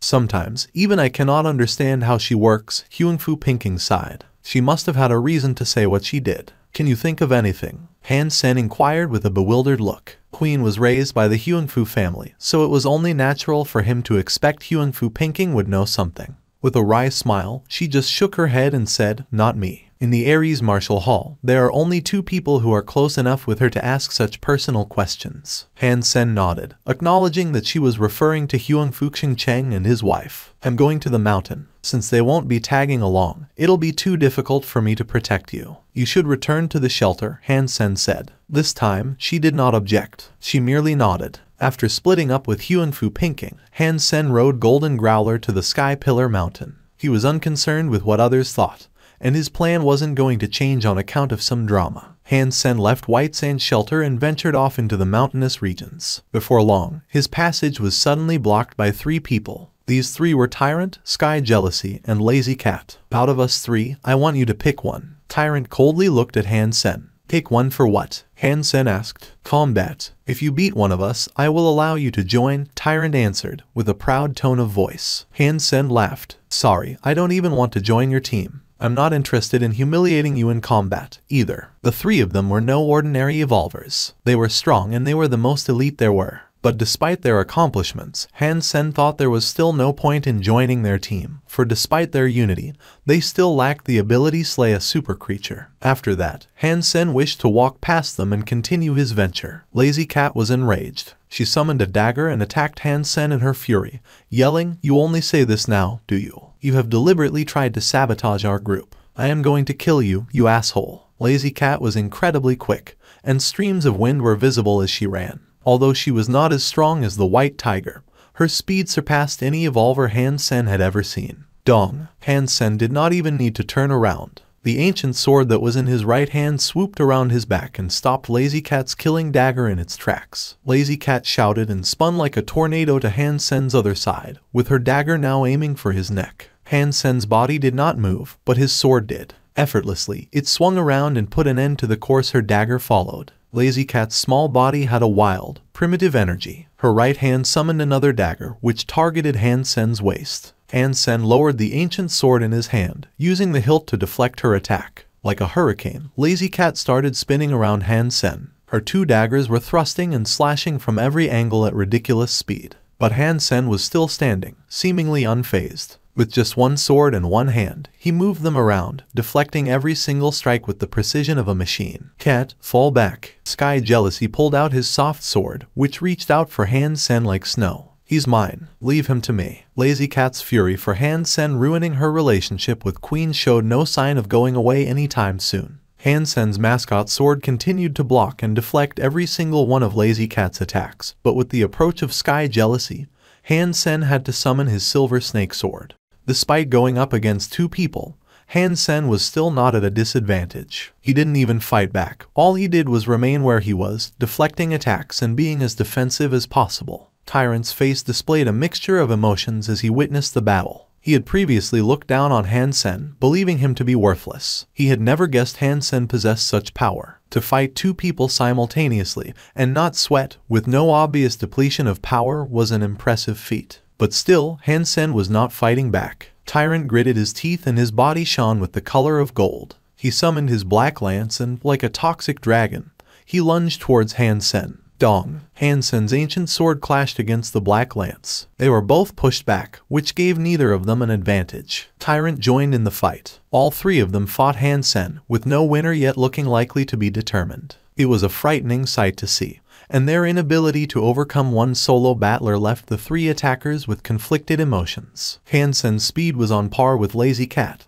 His strength was no worse than the strength-excelling Tyrant, and Sky Jealousy's frost air had no effect on him. This was the first time they had ever come across such a powerful human, and he seemed stronger than Queen herself. He was indestructible. Under the barrage of attacks from three people, the swords in Han Sen's arms danced with alarming speed, accuracy, and efficiency. As time went by, the realization they could not beat him began to sink in. Their unified push was slowly starting to become a unified retreat. A lance fell, a sword dropped, and a dagger broke. Tyrant, Sky Jealousy, and Lazy Cat were robbed of their weapons. With pale faces, they now looked at the motionless Han Sen with eyes of resentful surprise. Despite their combined effort, they lost the battle. Han Sen's fitness was so strong he was barely human, they thought. His dexterity and proficiency in every aspect of combat was at the pinnacle of what they believed a person could achieve. Lazy Cat's eyes looked lost and devoid of hope, realizing now why Queen so desperately wanted Han Sen to join. His power was terrifying and none of them were a match. Sky Jealousy's eyes were bewildered. He believed that a person like Han Sen was out of their league, and they were foolish to attempt competing with him. But still, he could not accept that Queen was abandoning them for someone who was practically a stranger. Let's go. Tyrant did not say any more before turning around to abandon the fight he instigated. Watching the three of them leave, Han Sen sheathed his sword. Then, he turned around to look at a thicket of trees. He called out, "You can come out now." Queen's slender shadow appeared from behind an ancient tree. She approached Han Sen to whisper, "Thank you." "For what?" Han Sen asked with a smile. Of course, he already knew. She was thanking him for sparing the lives of his attackers. Queen did not reply. She just looked in the direction her three former compatriots had left and sighed. It was rare for Han Sen to see this woman in such a downtrodden mood. The likelihood of seeing her in such a state was far less than seeing her smile. Han Sen thought there was nothing in this world that would even prompt her to frown.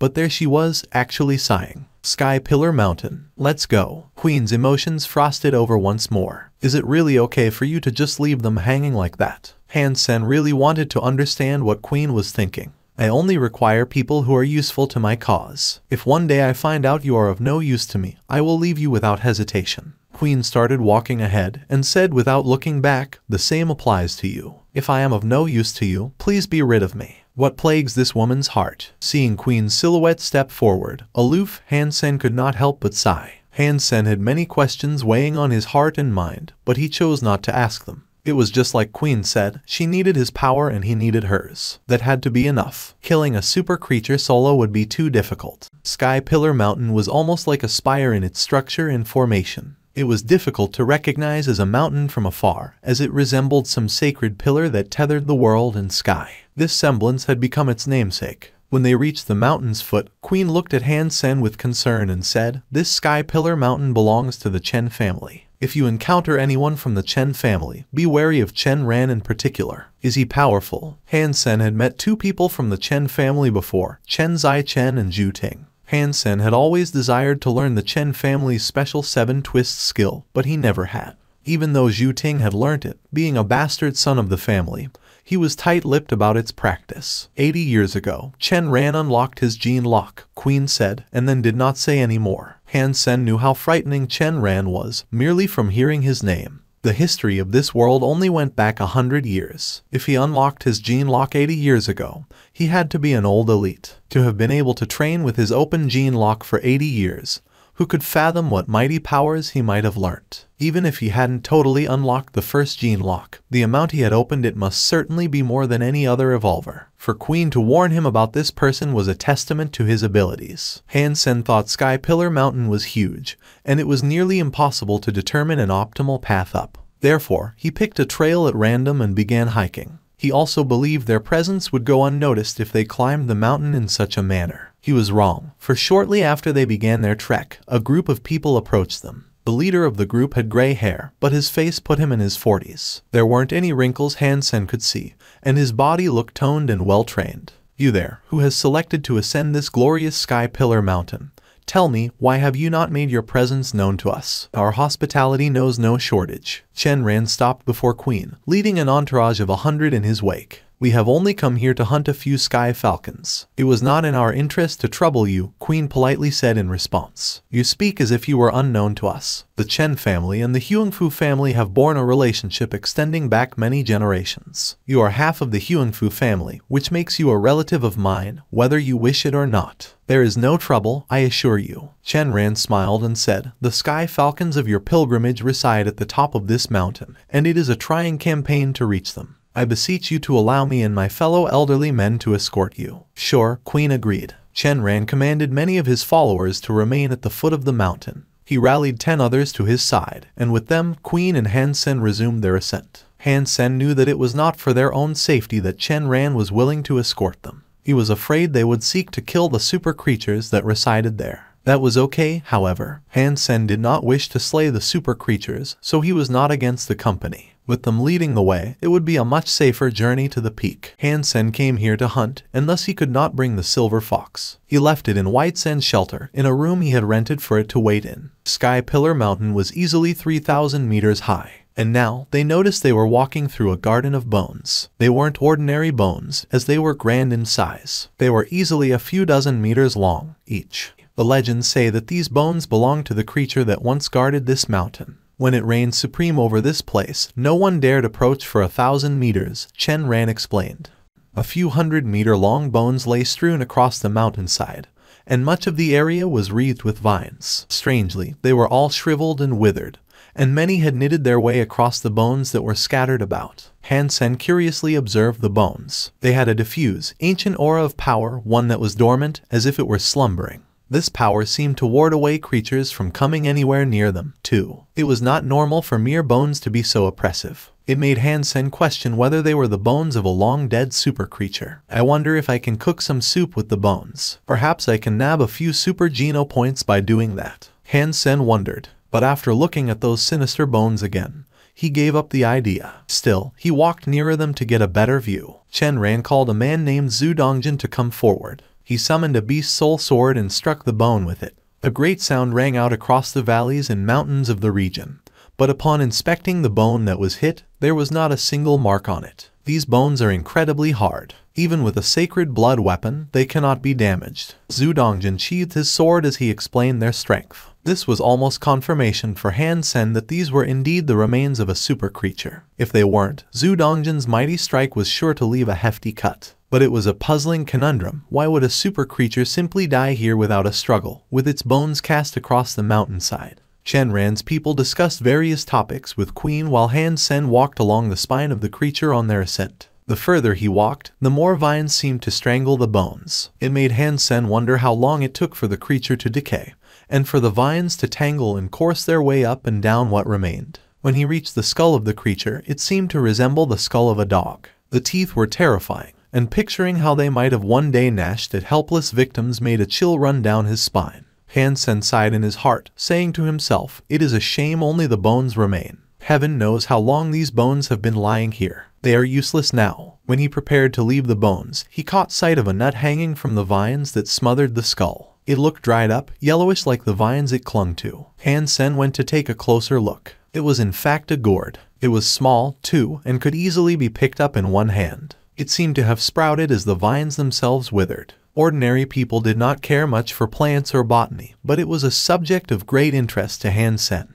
With so many vines blanketing the skull, he wondered if that soul gourd was special in some way. Han Sen put his hands around the gourd and tried to pry it from the vines. Despite exerting all his strength, he was unable to remove it. With great surprise, he had to ask aloud, "Why is this gourd so stubborn?" "Give it up, friend. Try as you might, that thing won't ever come off. That dead gourd is as tough as the bones it is attached to. Even if you use a weapon, it'll be to no avail. You aren't the first to inquire about that little thing. Many people have come to try their luck and remove it, and many more with fire. Nothing ever seemed to work." Zhu Dongjin chuckled as he walked. Hearing him say this, Han Sen only became more inquisitive. He summoned his mascot sword and said, "If it is indeed as you say, I cannot help but try it out for myself." Han Sen slashed the gourd with all his might. It felt like he was striking rubber, and with nary a budge, his sword smacked it like a stone and bounced off. "What did I say, eh?" Zhu Dongjin resumed his laughter. "You are right. That thing is tough." Han Sen's curiosity only increased, thinking the gourd had to be something quite special. For a gourd vine to be that strong was abnormal. By no right should it have been that difficult to remove. Han Sen put away his sword and grabbed the gourd with his hands while he secretly activated his gene lock. Just as he prepared to pull with all his strength, the gourd fell off into his hands. This was quite the shock for him. Zhu Dongjin was even more surprised. He couldn't not believe the gourd was now in Han Sen's hand. And all he could ask was, "How did you do that?" For countless years, the vines had wreathed those bones. Countless people had come and gone, each trying their luck at removing the gourd, all with no success. But now, Han Sen had just come along and removed it with a casual pull. This bewildered Zhu Dongjin. "I have no idea what I did. I only gave it a little pull and poof, it fell off." Han Sen was almost disappointed to have removed the gourd with such little effort. Zhu Dongjin watched Han Sen pull the gourd off the vine with little to no strength, and the surprise he felt was immeasurable. So immeasurable, it bore repeating. "What has transpired here?" Shenran brought Queen and the remainder of the followers over to see what the commotion was about. Our new friend, Brother Han, pulled the gourd off the vine with his hand. Zhu Dongjin simply recounted the story to Shenran. Shenran and the rest of the people weren't sure what to think, but they didn't dwell on the issue. They still believed it to be an ordinary gourd and nothing more. "Brother Han, you look to me like a man of good fortune. Heaven knows how many years this gourd has clung to the withered vines that birthed it, despite the insistence of its removal by others. Now, with you coming along, it seems to have accepted you as its bearer," Shenran said with a smile. He continued, "Would you allow me to take a look at the thing in its entirety?" Of course. Without hesitation, Han Sen passed the gourd to Shenran. Shenran inspected it for a good while but could not see anything out of the ordinary. He then gave it to Zhu Dongjin to look at, who came to the same conclusion. Zhu Dongjin then passed it back to Han Sen. If this was meant to be, Han Sen should hold on to it. "Perhaps it is a treasure of some kind, one whose true value is unknown to us," Zhu Dongjin said. "It is only a dead gourd, Zhu Dongjin. It's not some treasure, trophy or souvenir." Han Sen then placed the gourd in his chest pocket. Everyone resumed their trek to the top of the mountain. With Shenran's guidance, they managed to avoid many dangerous areas that were prone to the visits of fierce monsters. Because of this, their progress was good and hindrances were practically non-existent. As he walked, Han Sen began to feel as if something was wrong, however. The gourd against his chest began to beat, as if it possessed a heart. Han Sen was shocked. He secretly fingered the gourd, trying to get a better feel of what was in there. A faint pulsing sensation came from the gourd, as if it really did possess a heartbeat. But because it was so weak, Han Sen wouldn't have been able to tell it had one without his seventh sense. Han Sen was so disturbed by the minor revelation that he almost wished to throw the gourd away.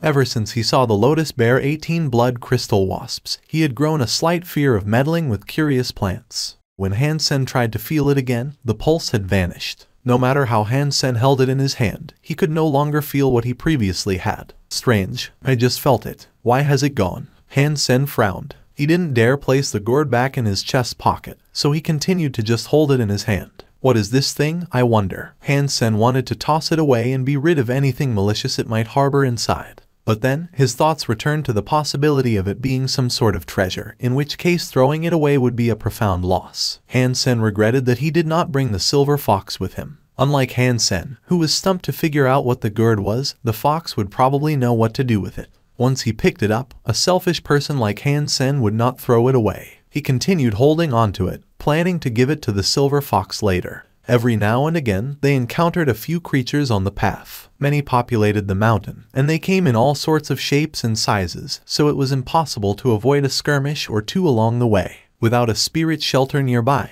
however, they did not have to worry about there being large quantities of monsters. They made sure to avoid the hot spots and dangerous zones as marked by Chen Ran and his people, and any monster that ventured near, they quickly ran through. There was no chance for Han Sen and Queen to put in a strike or two, which robbed them of the opportunity to collect some loot along the way. But it did not concern them too much because Han Sen was only there for the sky falcons atop the mountain. All of a sudden, the neighing of a horse sounded from somewhere ahead. The faces of Chen Ran and his people drained of their color. Quick, we must hide. Chen Ran went ahead to look for a spot to hide and noticed a narrow crevice in the cliffside they followed. Whatever was headed their way was obviously a creature of some notoriety for the people of the mountain, something wielding a most heinous power. Without hesitating, they followed Chen Ran and his people into the crevice. Not long after, the sounds of a neighing horse came closer and closer. Soon after, something that looked like a horse or donkey riding a red cloud passed by their hiding place. Han Sen snuck a peek at it with a strange look on his face. Before he came to the mountain, he read reports of a horse-like creature riding a red cloud up and down the mountain. This had to be what the reports were referencing.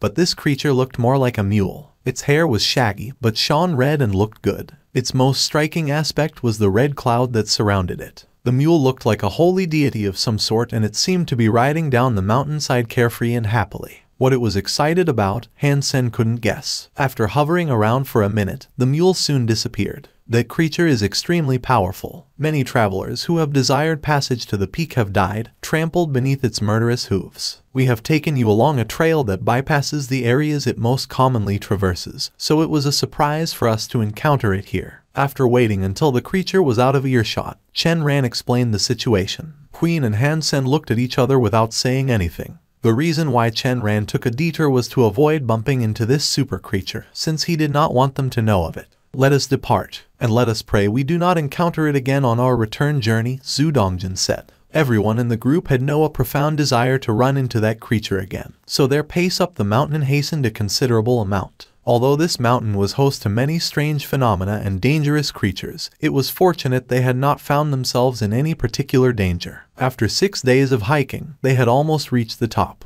Han Sen took a moment to look down and observe the length of what he had traversed, and he was surprised to see very little. The clouds blanketed the lands below like a sea of white foam. It was as if he had reached heaven or entered a world only fairies lived in. Atop the peak rested a large ancient tree that sprouted branches outward in various directions, resembling a mushroom. The branches were so thick, entwined and long, that they sheltered the entire peak like an umbrella. It was a mighty tree. Han Sen looked at it from afar. Although he had read about the tree's existence before, seeing it in person was a different story. Its magnificence was mesmerizing to behold. There are thousands of creatures living up there in that tree. There are over 1,000 big bird species, too. The sky falcon you desire is amongst the largest in size, and our last count tallied their number at over 1,000. Sacred blood varieties exist amongst them, as well, Zhu Dongjin explained. Han Sen furrowed his eyebrows. It was hard to believe so many creatures resided among and beneath the boughs of such a humongous tree. If they approached, they wouldn't only be doing battle with the sky falcons, it would seem. Every nest and chirping bird would be startled, most likely, and that would put them in a lot of trouble. When Queen and Han Sen didn't say a word, Chen Ran smiled and said, "Although the sacred tree has many creatures, fear not." Strangely, each species has its own set of rules and spot inside the tree to live in.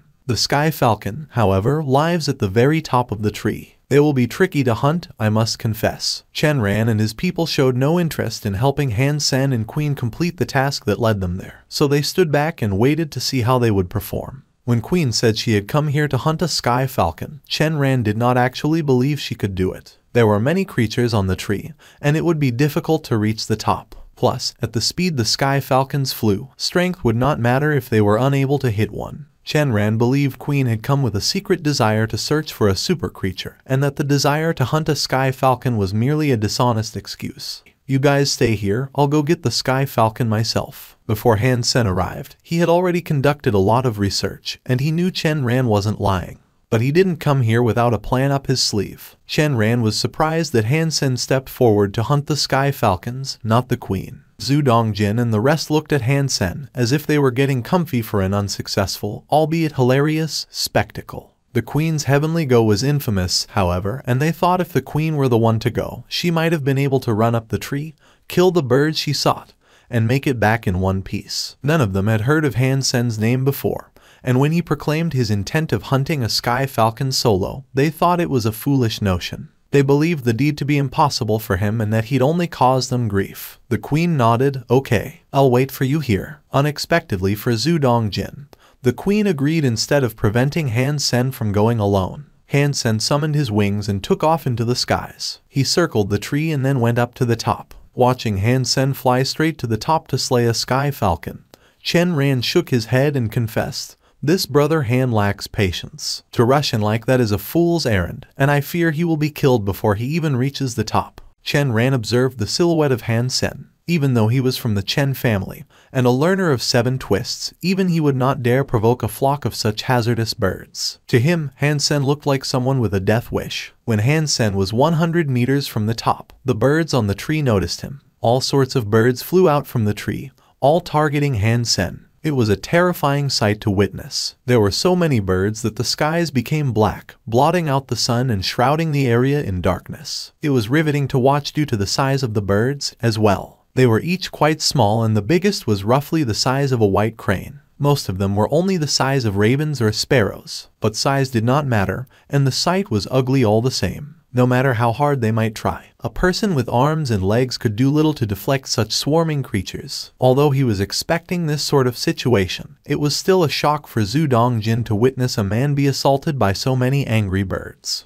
According to the information he had obtained, sky falcons looked like owls, just a little slimmer. They were greenish-blue in color and flew incredibly fast. Han Sen knew where the sky falcons lived, and so he continued to observe the top of the tree as he went through the air, so he'd be able to see them the moment they emerged. Just like the information he had obtained suggested, the sky falcons were faster than any other bird. All of a sudden, they came speeding out to the head of the crowd of birds coming for Han Sen. But in the group of sky falcons that came for him, Han Sen could not catch a glimpse of the extra-large sky falcon king in their midst. This puzzled him. This man is incredibly brave. Seeing Han Sen go up against the birds with equal aggression, Zhu Dongjin could not refrain from commenting.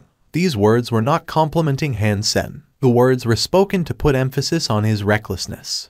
But in the next second, Zhu Dongjin and his people abandoned their thoughts and dropped their jaws to the rocky ground. They witnessed Han Sen emerging from the other side of the blackbird veil of the sky, with a few dead sky falcons exploding in plumes of red feathers. Han Sen then stretched his wings and escaped the crowd of birds that were now unable to catch up with him. How can this person possibly be so fast? Zhu Dongjin said in absolute shock. Han Sen was like lightning, zipping backwards and forwards in the air. He was much quicker than the birds that attempted to surround him. Every time he killed a few sky falcons, he'd zip away and gain some distance from the crowd. Even the sacred blood creatures that chased after him could not catch him. Berserk sacred blood wings. Chenran squinted his eyes as he suddenly shouted in excitement. After Zhu Dongjin and his people heard it, they understood. But in this new understanding, they were shocked even more. It was rare to see a berserk sacred blood creature, let alone a beast soul. This was a flying type berserk sacred blood beast soul. To purchase such wings would put many young evolvers out of business and bankrupt many shopkeepers. Han Sen was twirling around the skies, killing what he wished with little to no effort. Unable to catch up with Han Sen, the birds couldn't do anything. Across the sea of clouds, Han Sen weaved his way around, killing and dodging every foe he chose to. Cut feathers were beginning to mask the skies as blood painted the ground below. While Han Sen was enjoying his time, a sudden green and blue light flashed. A blue kingfisher appeared, about the same size as someone's palm. Flapping its wings madly, it shot out of the tree. Its speed was no less than Han Sen's berserk sacred blood wings, and it may even have been faster. Although the blue kingfisher was small, it was no less intimidating, and its face looked as if it had murder on its mind. It darted towards Han Sen like a hawk, trying its best to peck him. Is this the Sky Falcon King? Han Sen looked at the kingfisher's face and noticed it appeared similar to a sky falcon, just smaller. No matter what, Han Sen wanted to kill this new challenger. He unsheathed his silver snake sword and took aim at the kingfisher like a bolt of silver lightning. But at that moment, the kingfisher barrel rolled to the side and dodged Han Sen's strike. The birds circled around and came back for Han Sen.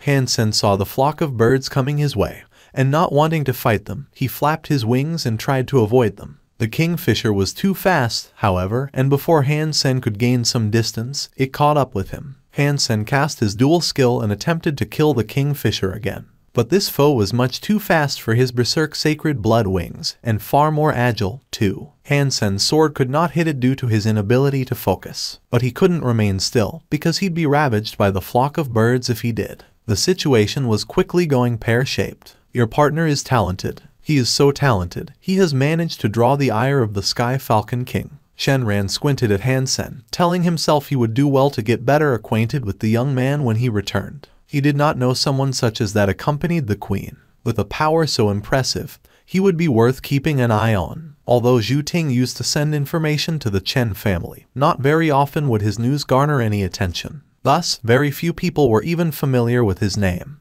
Han Sen continued to fight as he fell back, bit by bit. The prospect of winning against the Falcon King of the Sea of Clouds seemed unlikely. Zhu Dongjin and the rest leaned forward to watch the battle with greater intensity, still caught up in the admiration of his berserk sacred blood wings. It's no good for him to continue like this. If he exhausts his strength, he'll be in danger, Zhu Dongjin commented, as he watched Han Sen zip around the sky. Continuing to talk, he said, "Queen, ought we provide him aid?" Zhu Dongjin's offer to support Han Sen was not out of the kindness of his heart. He saw that Han Sen had attracted the attention of countless murderous birds, and with the majority preoccupied in the pursuit of Han Sen, he and Queen would be free to bag plenty of easy kills. While he was happy to sit and watch, the suggestion of going over there and getting free kills was incredibly self-centered. That was why he extended his offer to Queen. "There is no need. Within 30 strikes, the Sky Falcon King will be no more," Queen responded coldly. To the eyes of those who watched, Han Sen was a free-spirited bird himself. He soared the skies with no formation, diving and rising on a whim. Queen was the only one who did not see things like that, however. She could see that Han Sen was calculating each movement, and every time he swerved, turned, or twirled, it was at a destination he had planned.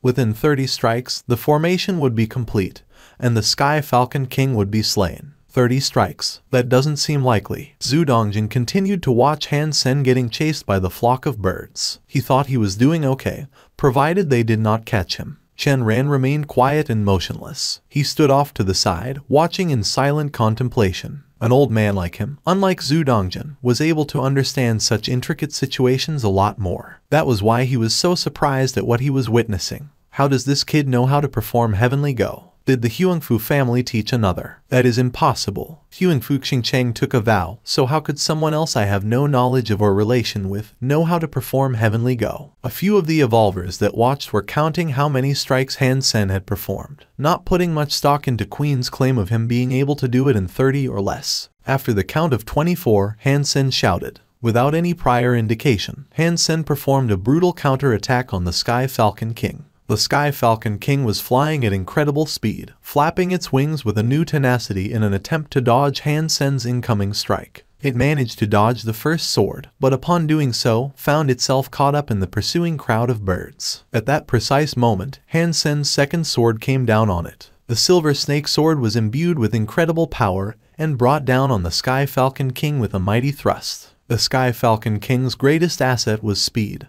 But that came at the sacrifice of strength. Its body was weak. When it was hit, its entire backside was sliced open to expose its organs. A hit such as that was guaranteed to ensure its death. Zhu Dongjin and the others could not move. Han Sen had performed 24 strikes to slay the Sky Falcon King. Now, Han Sen swerved to dodge the next assault of the flock of birds. He made a quick turn and went after the falling Sky Falcon King. He hadn't yet heard the notification tone, confirming his slaying of the beast, so it had to still be alive to some degree. The Sky Falcon King descended directly into the crown of the tree. When Han Sen raced there, the branch that the Sky Falcon King landed upon rebounded. Han Sen reached out his hands to grab the near-lifeless body of the Sky Falcon King and used his yin force to throttle it. After a vigorous squeeze, the notification finally played. Sacred blood creature hunted, Sky Falcon King. The beast's soul was not acquired. Consume its flesh to obtain a random numeric amount of sacred genopoints, ranging from 0 to 10. Han Sen's inability to claim the beast's soul did not come as a surprise. The probability of obtaining one was incredibly low, so it would have been highly unlikely to get it on his first kill. Han Sen was prepared for this, so he wasn't disappointed.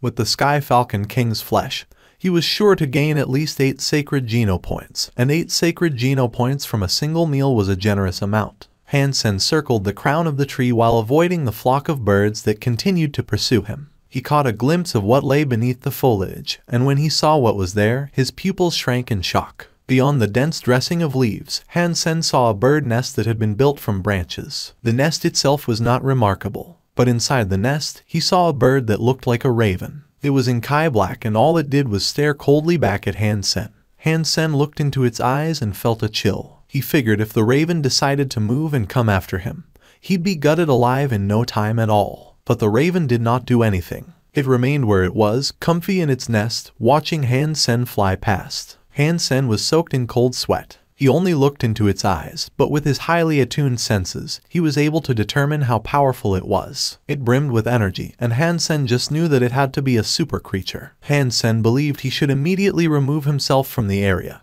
and start praying to the gods above for a blessing. He had been so close to the super creature, yet it had done nothing at all. It was a miracle. The more Han Sen mulled over the situation, though, the more he felt something wasn't quite right. The raven's super creature was only a few meters away from him, so there was no chance it had not seen him. But if it had indeed watched Han Sen, why would it choose to ignore a free meal? Unless the raven cannot move. This thought flashed through his mind. If the raven is laying eggs, is that why it did not choose to kill me? Aside from that, Han Sen could not think of any other reasons he would be allowed to escape from the raven. But that did not matter to him right now. What was most important was his need to leave the area and return to safety. If the raven did decide to leave its nest, he would be in trouble. Han Sen soared off in the direction of Queen, shouting, "Leave. There is a terrifying creature atop the tree. You have to leave." After that, he swooped down to hit the ground running and return his wings. Queen, without hesitating, joined Han Sen in his hurried departure. "Pa, surely you jest. If there is indeed a terrifying creature aloft in the tree, explain to me how you have returned with nary a wound upon your person." Zhu Dongjin did not believe Han Sen's words. Chen Ran only frowned, wondering whether or not he should leave and follow Han Sen's unnerving warning. But then, a deafening screech pierced his ears. It was the frightening cry of a raven. Caw, caw. After sounding, a pitch-black raven emerged from the crown of the tree. When it flew out, the rest of the birds that were still airborne, panicking, calmed down and retreated into the tree. The raven creature spread its wings and flew down with its beady eyes peering at them. "Go." Chen Ran felt a chill run down his spine and issued his command without hesitation. He was the first to start running. Zhu Dongjin and his people did not dare loiter any longer, and they took off behind Chen Ran. The raven casually glided down towards them, in no apparent rush. It coldly watched Han Sen and the others flee for their lives, its eyes viewing them all like a joke. Its eyes were sullen voids, and after it took off into the air, the mountain descended into an oppressive silence. Han Sen looked back and spotted the shadow of the black raven overhead. Although it was not a particularly large creature, it scared Han Sen as any other super creature would. The raven glided casually through the air, not even exerting the effort to flap its wings. It made no difference, however, for no matter how quickly they ran, it still followed them closely. They had run less than a kilometer when the raven cruelly looked upon its prey and let out another heart-stopping screech. Caw! The sharp noise echoed across the land. In the next second, the crow reached a speed that suggested it was teleporting and flew down behind the last evolver in their party. The Inkai wings looked as if they were able to absorb light and, in a flash, brought it down across the evolver's neck. The raven's speed did not allow the evolver a chance to react, and all it took was one quick slash. With the raven's speed, it could have easily avoided the blood that gushed from the severed head and exposed throat. But it didn't. It allowed itself to be showered in the blood, its eyes squinting in pleasure. It extended its wretched tongue to taste the blood rain that descended from its gruesome kill, and it looked delighted. The people in front watched it happen, and it made their skins crawl and their hair stand on end. No one dared to slow down, and they continued their rapid descent. In this moment of fright, Han Sen was shaken by the sight of Chen Ran running past both him and Queen. The talents of the Chen family are not understated. Han Sen gritted his teeth to push on and keep running. He tried the best he could, but he could not keep up with Chen Ran, who outpaced them all. Not long after, another screech sounded. It was like the tolling of Satan's own dinner bell. Upon hearing it, everyone clutched their chests in the hope it wasn't them who was next up for a deep six holiday. Han Sen was beginning to realize at the speed they were running, they were all going to be killed before they could even descend halfway down the mountain. The raven was playing with them. It seemed to take pleasure in killing them, and if it wanted them all dead, that was how things were going to go. If they were lucky, they'd only be alive for 1 more kilometer. Do you recall the creature riding a red cloud further down the mountain? Queen said. Are you suggesting an enemy of our enemy is our friend? I'm not sure that would work. For all we know, we'll simply end up getting sandwiched between the two. If that were to happen, a grisly death would surely await. Han Sen understood what Queen was suggesting. Well, we have to do something. If all we do is continue to run, we'll die no matter what, Queen objected. Han Sen reconsidered her suggestion, thinking she might indeed be onto something. To keep running would result in certain death, as they were getting picked off one by one. A simple escape was off the table. Even if we tried, the creature that roams these slopes is too far off. For all we know, we may be killed before reaching it. Queen's eyes went cold, and her signature purple light began to flow in and around her body. All of a sudden, a long scream sounded through the air. It was not the work of the raven, but something else. The sound was deafening, drowning out the noise of the mountains and surrounding landscapes. As Han Sen pondered Queen's reason for using her purple light, he suddenly heard the sound of a horse neighing from further down the mountain. Then he heard the stampede of hooves drawing nearer. Something scary was coming their way, and its speed could not be rivaled.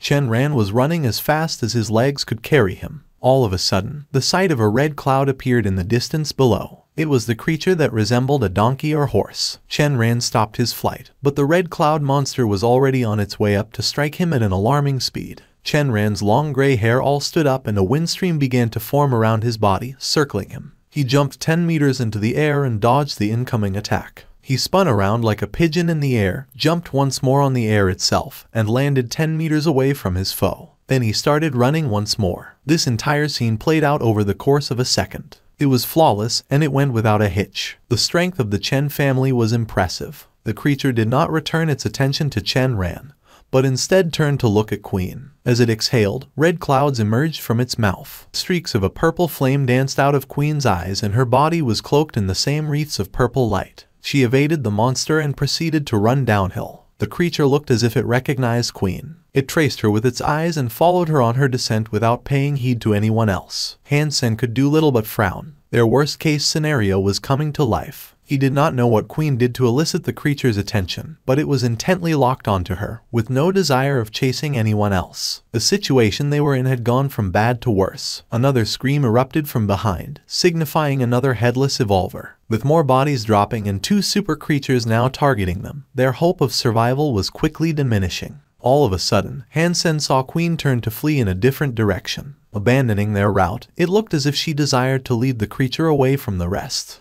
The red cloud donkey was a scary foe, but at least you could watch its attacks and dodge them if the need arose. The same could not be said for the raven. But with Han Sen and Queen now preoccupied with the donkey, it was unlikely the raven would follow them. It would instead opt for the greater party that was fleeing in a straight line down the mountain. By trading one foe for a lesser foe, Han Sen and Queen had a chance of making it out alive. For Queen to come up with this idea in the midst of their current situation was impressive, and this ability to come up with such a strong strategy on the fly was an invaluable asset. As Queen continued to run, so too did the red cloud donkey. Han Sen was not far behind. It wasn't long before they were a fair distance from Chen Ran and his people. As Han Sen followed, he witnessed the clouds of the donkey begin to rise and mask itself. Its shape now started to resemble a horse built from puffy clouds. All of a sudden, it jumped a whole 10 meters and arrived behind Queen. Its sudden acceleration disrupted the rhythm of Queen's heavenly go. Although she was still able to avoid the donkey's attacks, the gap that had been closed meant she could no longer escape from it. The situation looked bad. Han Sen jumped on top of the red cloud donkey. While airborne, he summoned his peacock crossbow and loaded a Z-class bolt from his quiver. With great speed, he fired 3 bolts at the donkey. 3 Z-class bolts became 3 flashes of explosive wrath, striking the donkey in separate spots. Without sparing time to look at the results, he leapt off the donkey and resumed his run. The red cloud donkey squealed as the 3 bolts hit, and it screamed when the fire ravaged its body. They may not have torn its skin, but they were powerful enough to damage it. The red cloud donkey expelled air from its nostrils in anger and turned around to chase after Han Sen. The red clouds were terrifying, and in 3 steps, it had managed to get behind him. Han Sen's skills were not inferior to Queen's, but they weren't much stronger. Han Sen stopped running to handle the donkey. With the time Han Sen had bought her, Queen managed to gain a decent lead. She turned around and shouted towards the donkey. When it heard her voice, its eyes turned red again and it resumed its pursuit of her. Neither of the two could compete with the donkey, but with both of them drawing its attention back and forth, the donkey remained confused and distracted. It ran between them, growing increasingly angry. Further and further Han Sen and Queen went, with neither of them sustaining a single wound. But no matter what they did, they couldn't lose their tail. They could not harm it, either, for its skin was incredibly tough. Escaping it through speed alone was impossible. This isn't going too well. If the raven killed the rest and decides to make its way over to us, we're dead too. Han Sen shouted to Queen. There is no other option, Queen answered, not displaying a single flicker of emotion. Do you remember the bones of the guardian hound? Creatures never dare approach it within a kilometer. Perhaps we should attempt to reach there, Han Sen suggested. Sure, Queen answered without hesitation. She aligned her destination to the Garden of Bones they had visited on their ascent. Although they were unsure whether or not it could repel super creatures, it was worth a try. Their options were fairly limited, after all. They merely hoped that they were able to reach their proposed sanctuary before the raven had finished picking off the rest. Fortunately, the donkey continued to kick and scream the entire way, which frightened off any other creatures that might have dared to interrupt their baiting of the hellish mule. It saved them a lot of trouble, and luckily, their worst fear did not materialize. By the time they reached the remains of the guardian hound, the raven remained out of sight. But when Han Sen reached the kilometer radius of the bones, the donkey did not break off its pursuit. It still chased them with the same fervor it always had, which made Han Sen and Queen furrow their brows in unison. Han Sen and Queen continued on their current trajectory, silently praying the raven wouldn't show up. But when they reached the Garden of Bones, they noticed the donkey's reluctance to approach. That pleased them both, because they knew ordinary creatures weren't willing to go within a kilometer radius of the bones. It seemed that the radius was merely reduced for super creatures, and they would instead not dare to go within 10 meters of the bones. Han Sen and Queen jumped between the skeleton's ribs as the donkey remained outside, neighing in anger and turmoil. It seemed to be afraid of something. Han Sen breathed a long sigh of relief and rested up against a bone. He looked towards the nervous donkey, which wasn't daring to draw nearer, and said, I wonder what creature these bones belong to. It must have been a majestic thing to make super creatures fear its remains. Well, we can't stay here for long. After a brief rest, we must move on quickly. Queen sat down to rest with her eyes closed. Han Sen nodded. He knew they could only rest for a short while, despite the fact that their gene locks had been on for too long, sapping their bodies of energy. Had he not thought of coming here, though, they may not have had the chance to rest at all. They weren't sure whether or not the raven was planning to make an appearance. With its murderous intent, they knew for sure they'd be trapped between the bones for a long time if it did. But it wasn't long before they heard the sound of rapid footsteps. A flicker of shadows appeared, revealing the approach of Chen Ran and his people. When they saw Han Sen and Queen, they were a bit shocked. The red cloud donkey was frustrated after losing its target, but seeing Chen Ran and his people arrive, quickly looked delighted. Fortunately, they were all able to evade the manic mule and reach the ribcage. The faces of Han Sen and Queen dropped when they noticed the raven was still pursuing Chen Ran, who had now just let it near. It landed on a withered tree nearby and watched them coldly. If I'd known you'd be showing up, I would have kept running. Han Sen's heart sank into depression once again. He didn't expect to see Chen Ran and his people ever again, imagining they would have been killed by the raven long before they reached the Garden of Bones. Chen Ran and his people weren't looking well, but at least they had not sustained any injuries. Only 5 people remained, but it was better than what Queen and Han Sen had been projecting.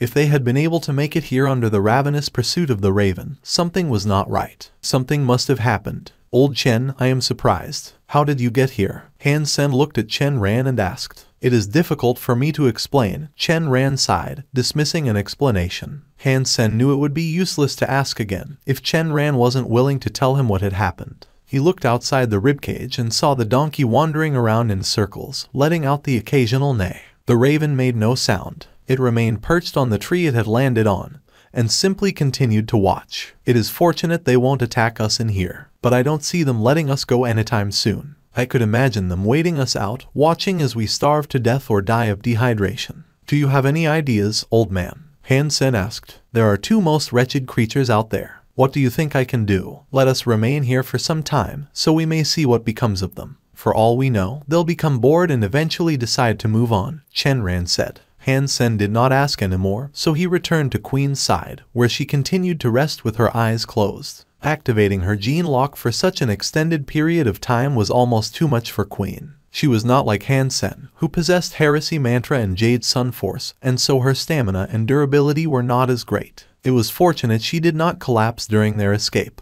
The group of 7 were now stuck between the bones. They waited an entire day and night, and still their wardens remained. The mule hovered about aimlessly while the raven sat on the tree in silence, watching them. Their faces looked incredibly glum. Han Sen did not know what to do. They knew whoever exited the shelter of the bones first would be killed by the combined force of 2 super creatures. There was no way around that. Leaning against the bones, Han Sen suddenly felt a pulsing sensation come from his chest pocket once more. He had almost forgotten about the gourd's existence due to the situation they had found themselves in. When he took it out from his pocket, the beating stopped. As Han Sen fingered it and examined it, nothing out of the ordinary happened. What a strange gourd. Han Sen didn't return it to his chest pocket just yet, and so he continued to hold it. If anything happened this time, he'd be ready to inspect it. The Red Cloud Donkey and Raven were incredibly patient, refusing to abandon the prey they had chased here. A few more days passed and dehydration began to kick in. No one had any water left, and they couldn't leave the safety of the bones. If this continued, more people were going to die. Brother Han, it looks to me as if they're not leaving.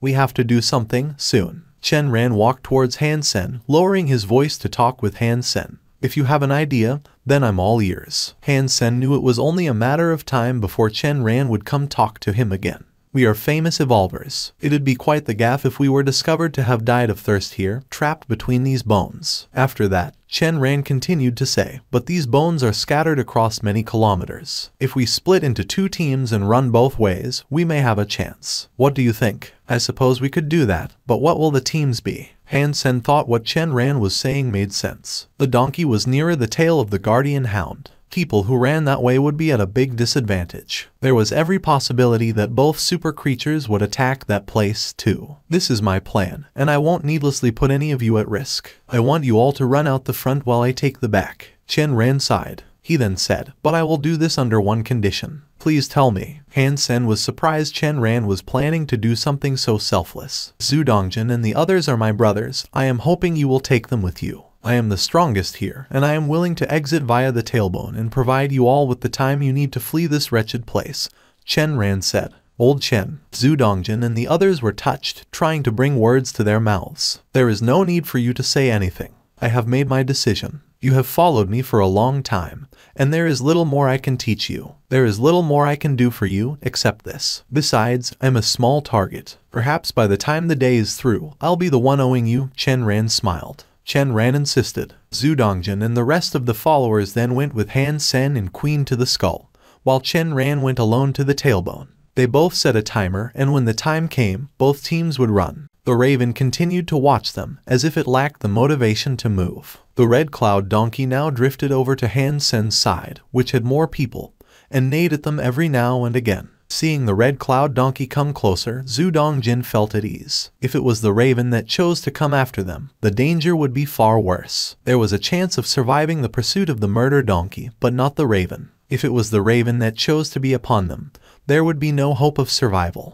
Although they felt great remorse for the selfless deed Chen Ran had proposed, they each wanted to live. And it was because of this they were thankful in their hearts and gratefully relieved as well. When the timer reached 0, Chen Ran shouted, "Run!" Chen Ran bolted out from beneath the bones as fast as the morning light. Seeing Chen Ran run, Zhu Dongjin's vigor was reinstilled. He and his people left their end of the skeleton, too. The queen was about to leave with them, but Han Sen pulled her back. She turned to him with a bewildered look, not understanding why he did not want to run. But quickly, the queen realized what was happening. The raven had taken flight, but its target was not Chen Ran. It had flown towards the skull. Zhu Dongjin and his people had already made their departure, but the donkey was already on their heels. It prevented their return to the safety of the skeleton. With no way of turning back, they had no choice but to continue on their way down the mountain as they had planned. The queen turned back to look at Chen Ran and noticed he had already run a distance of 200 meters. It looks like the raven follows the larger crowd.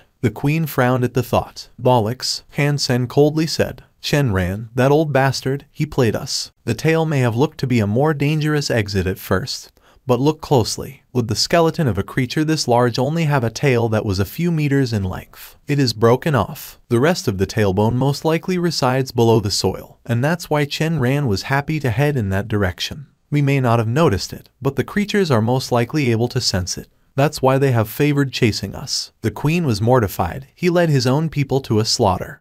Thank you for watching. Subscribe and enable notifications so you don't miss the next chapter.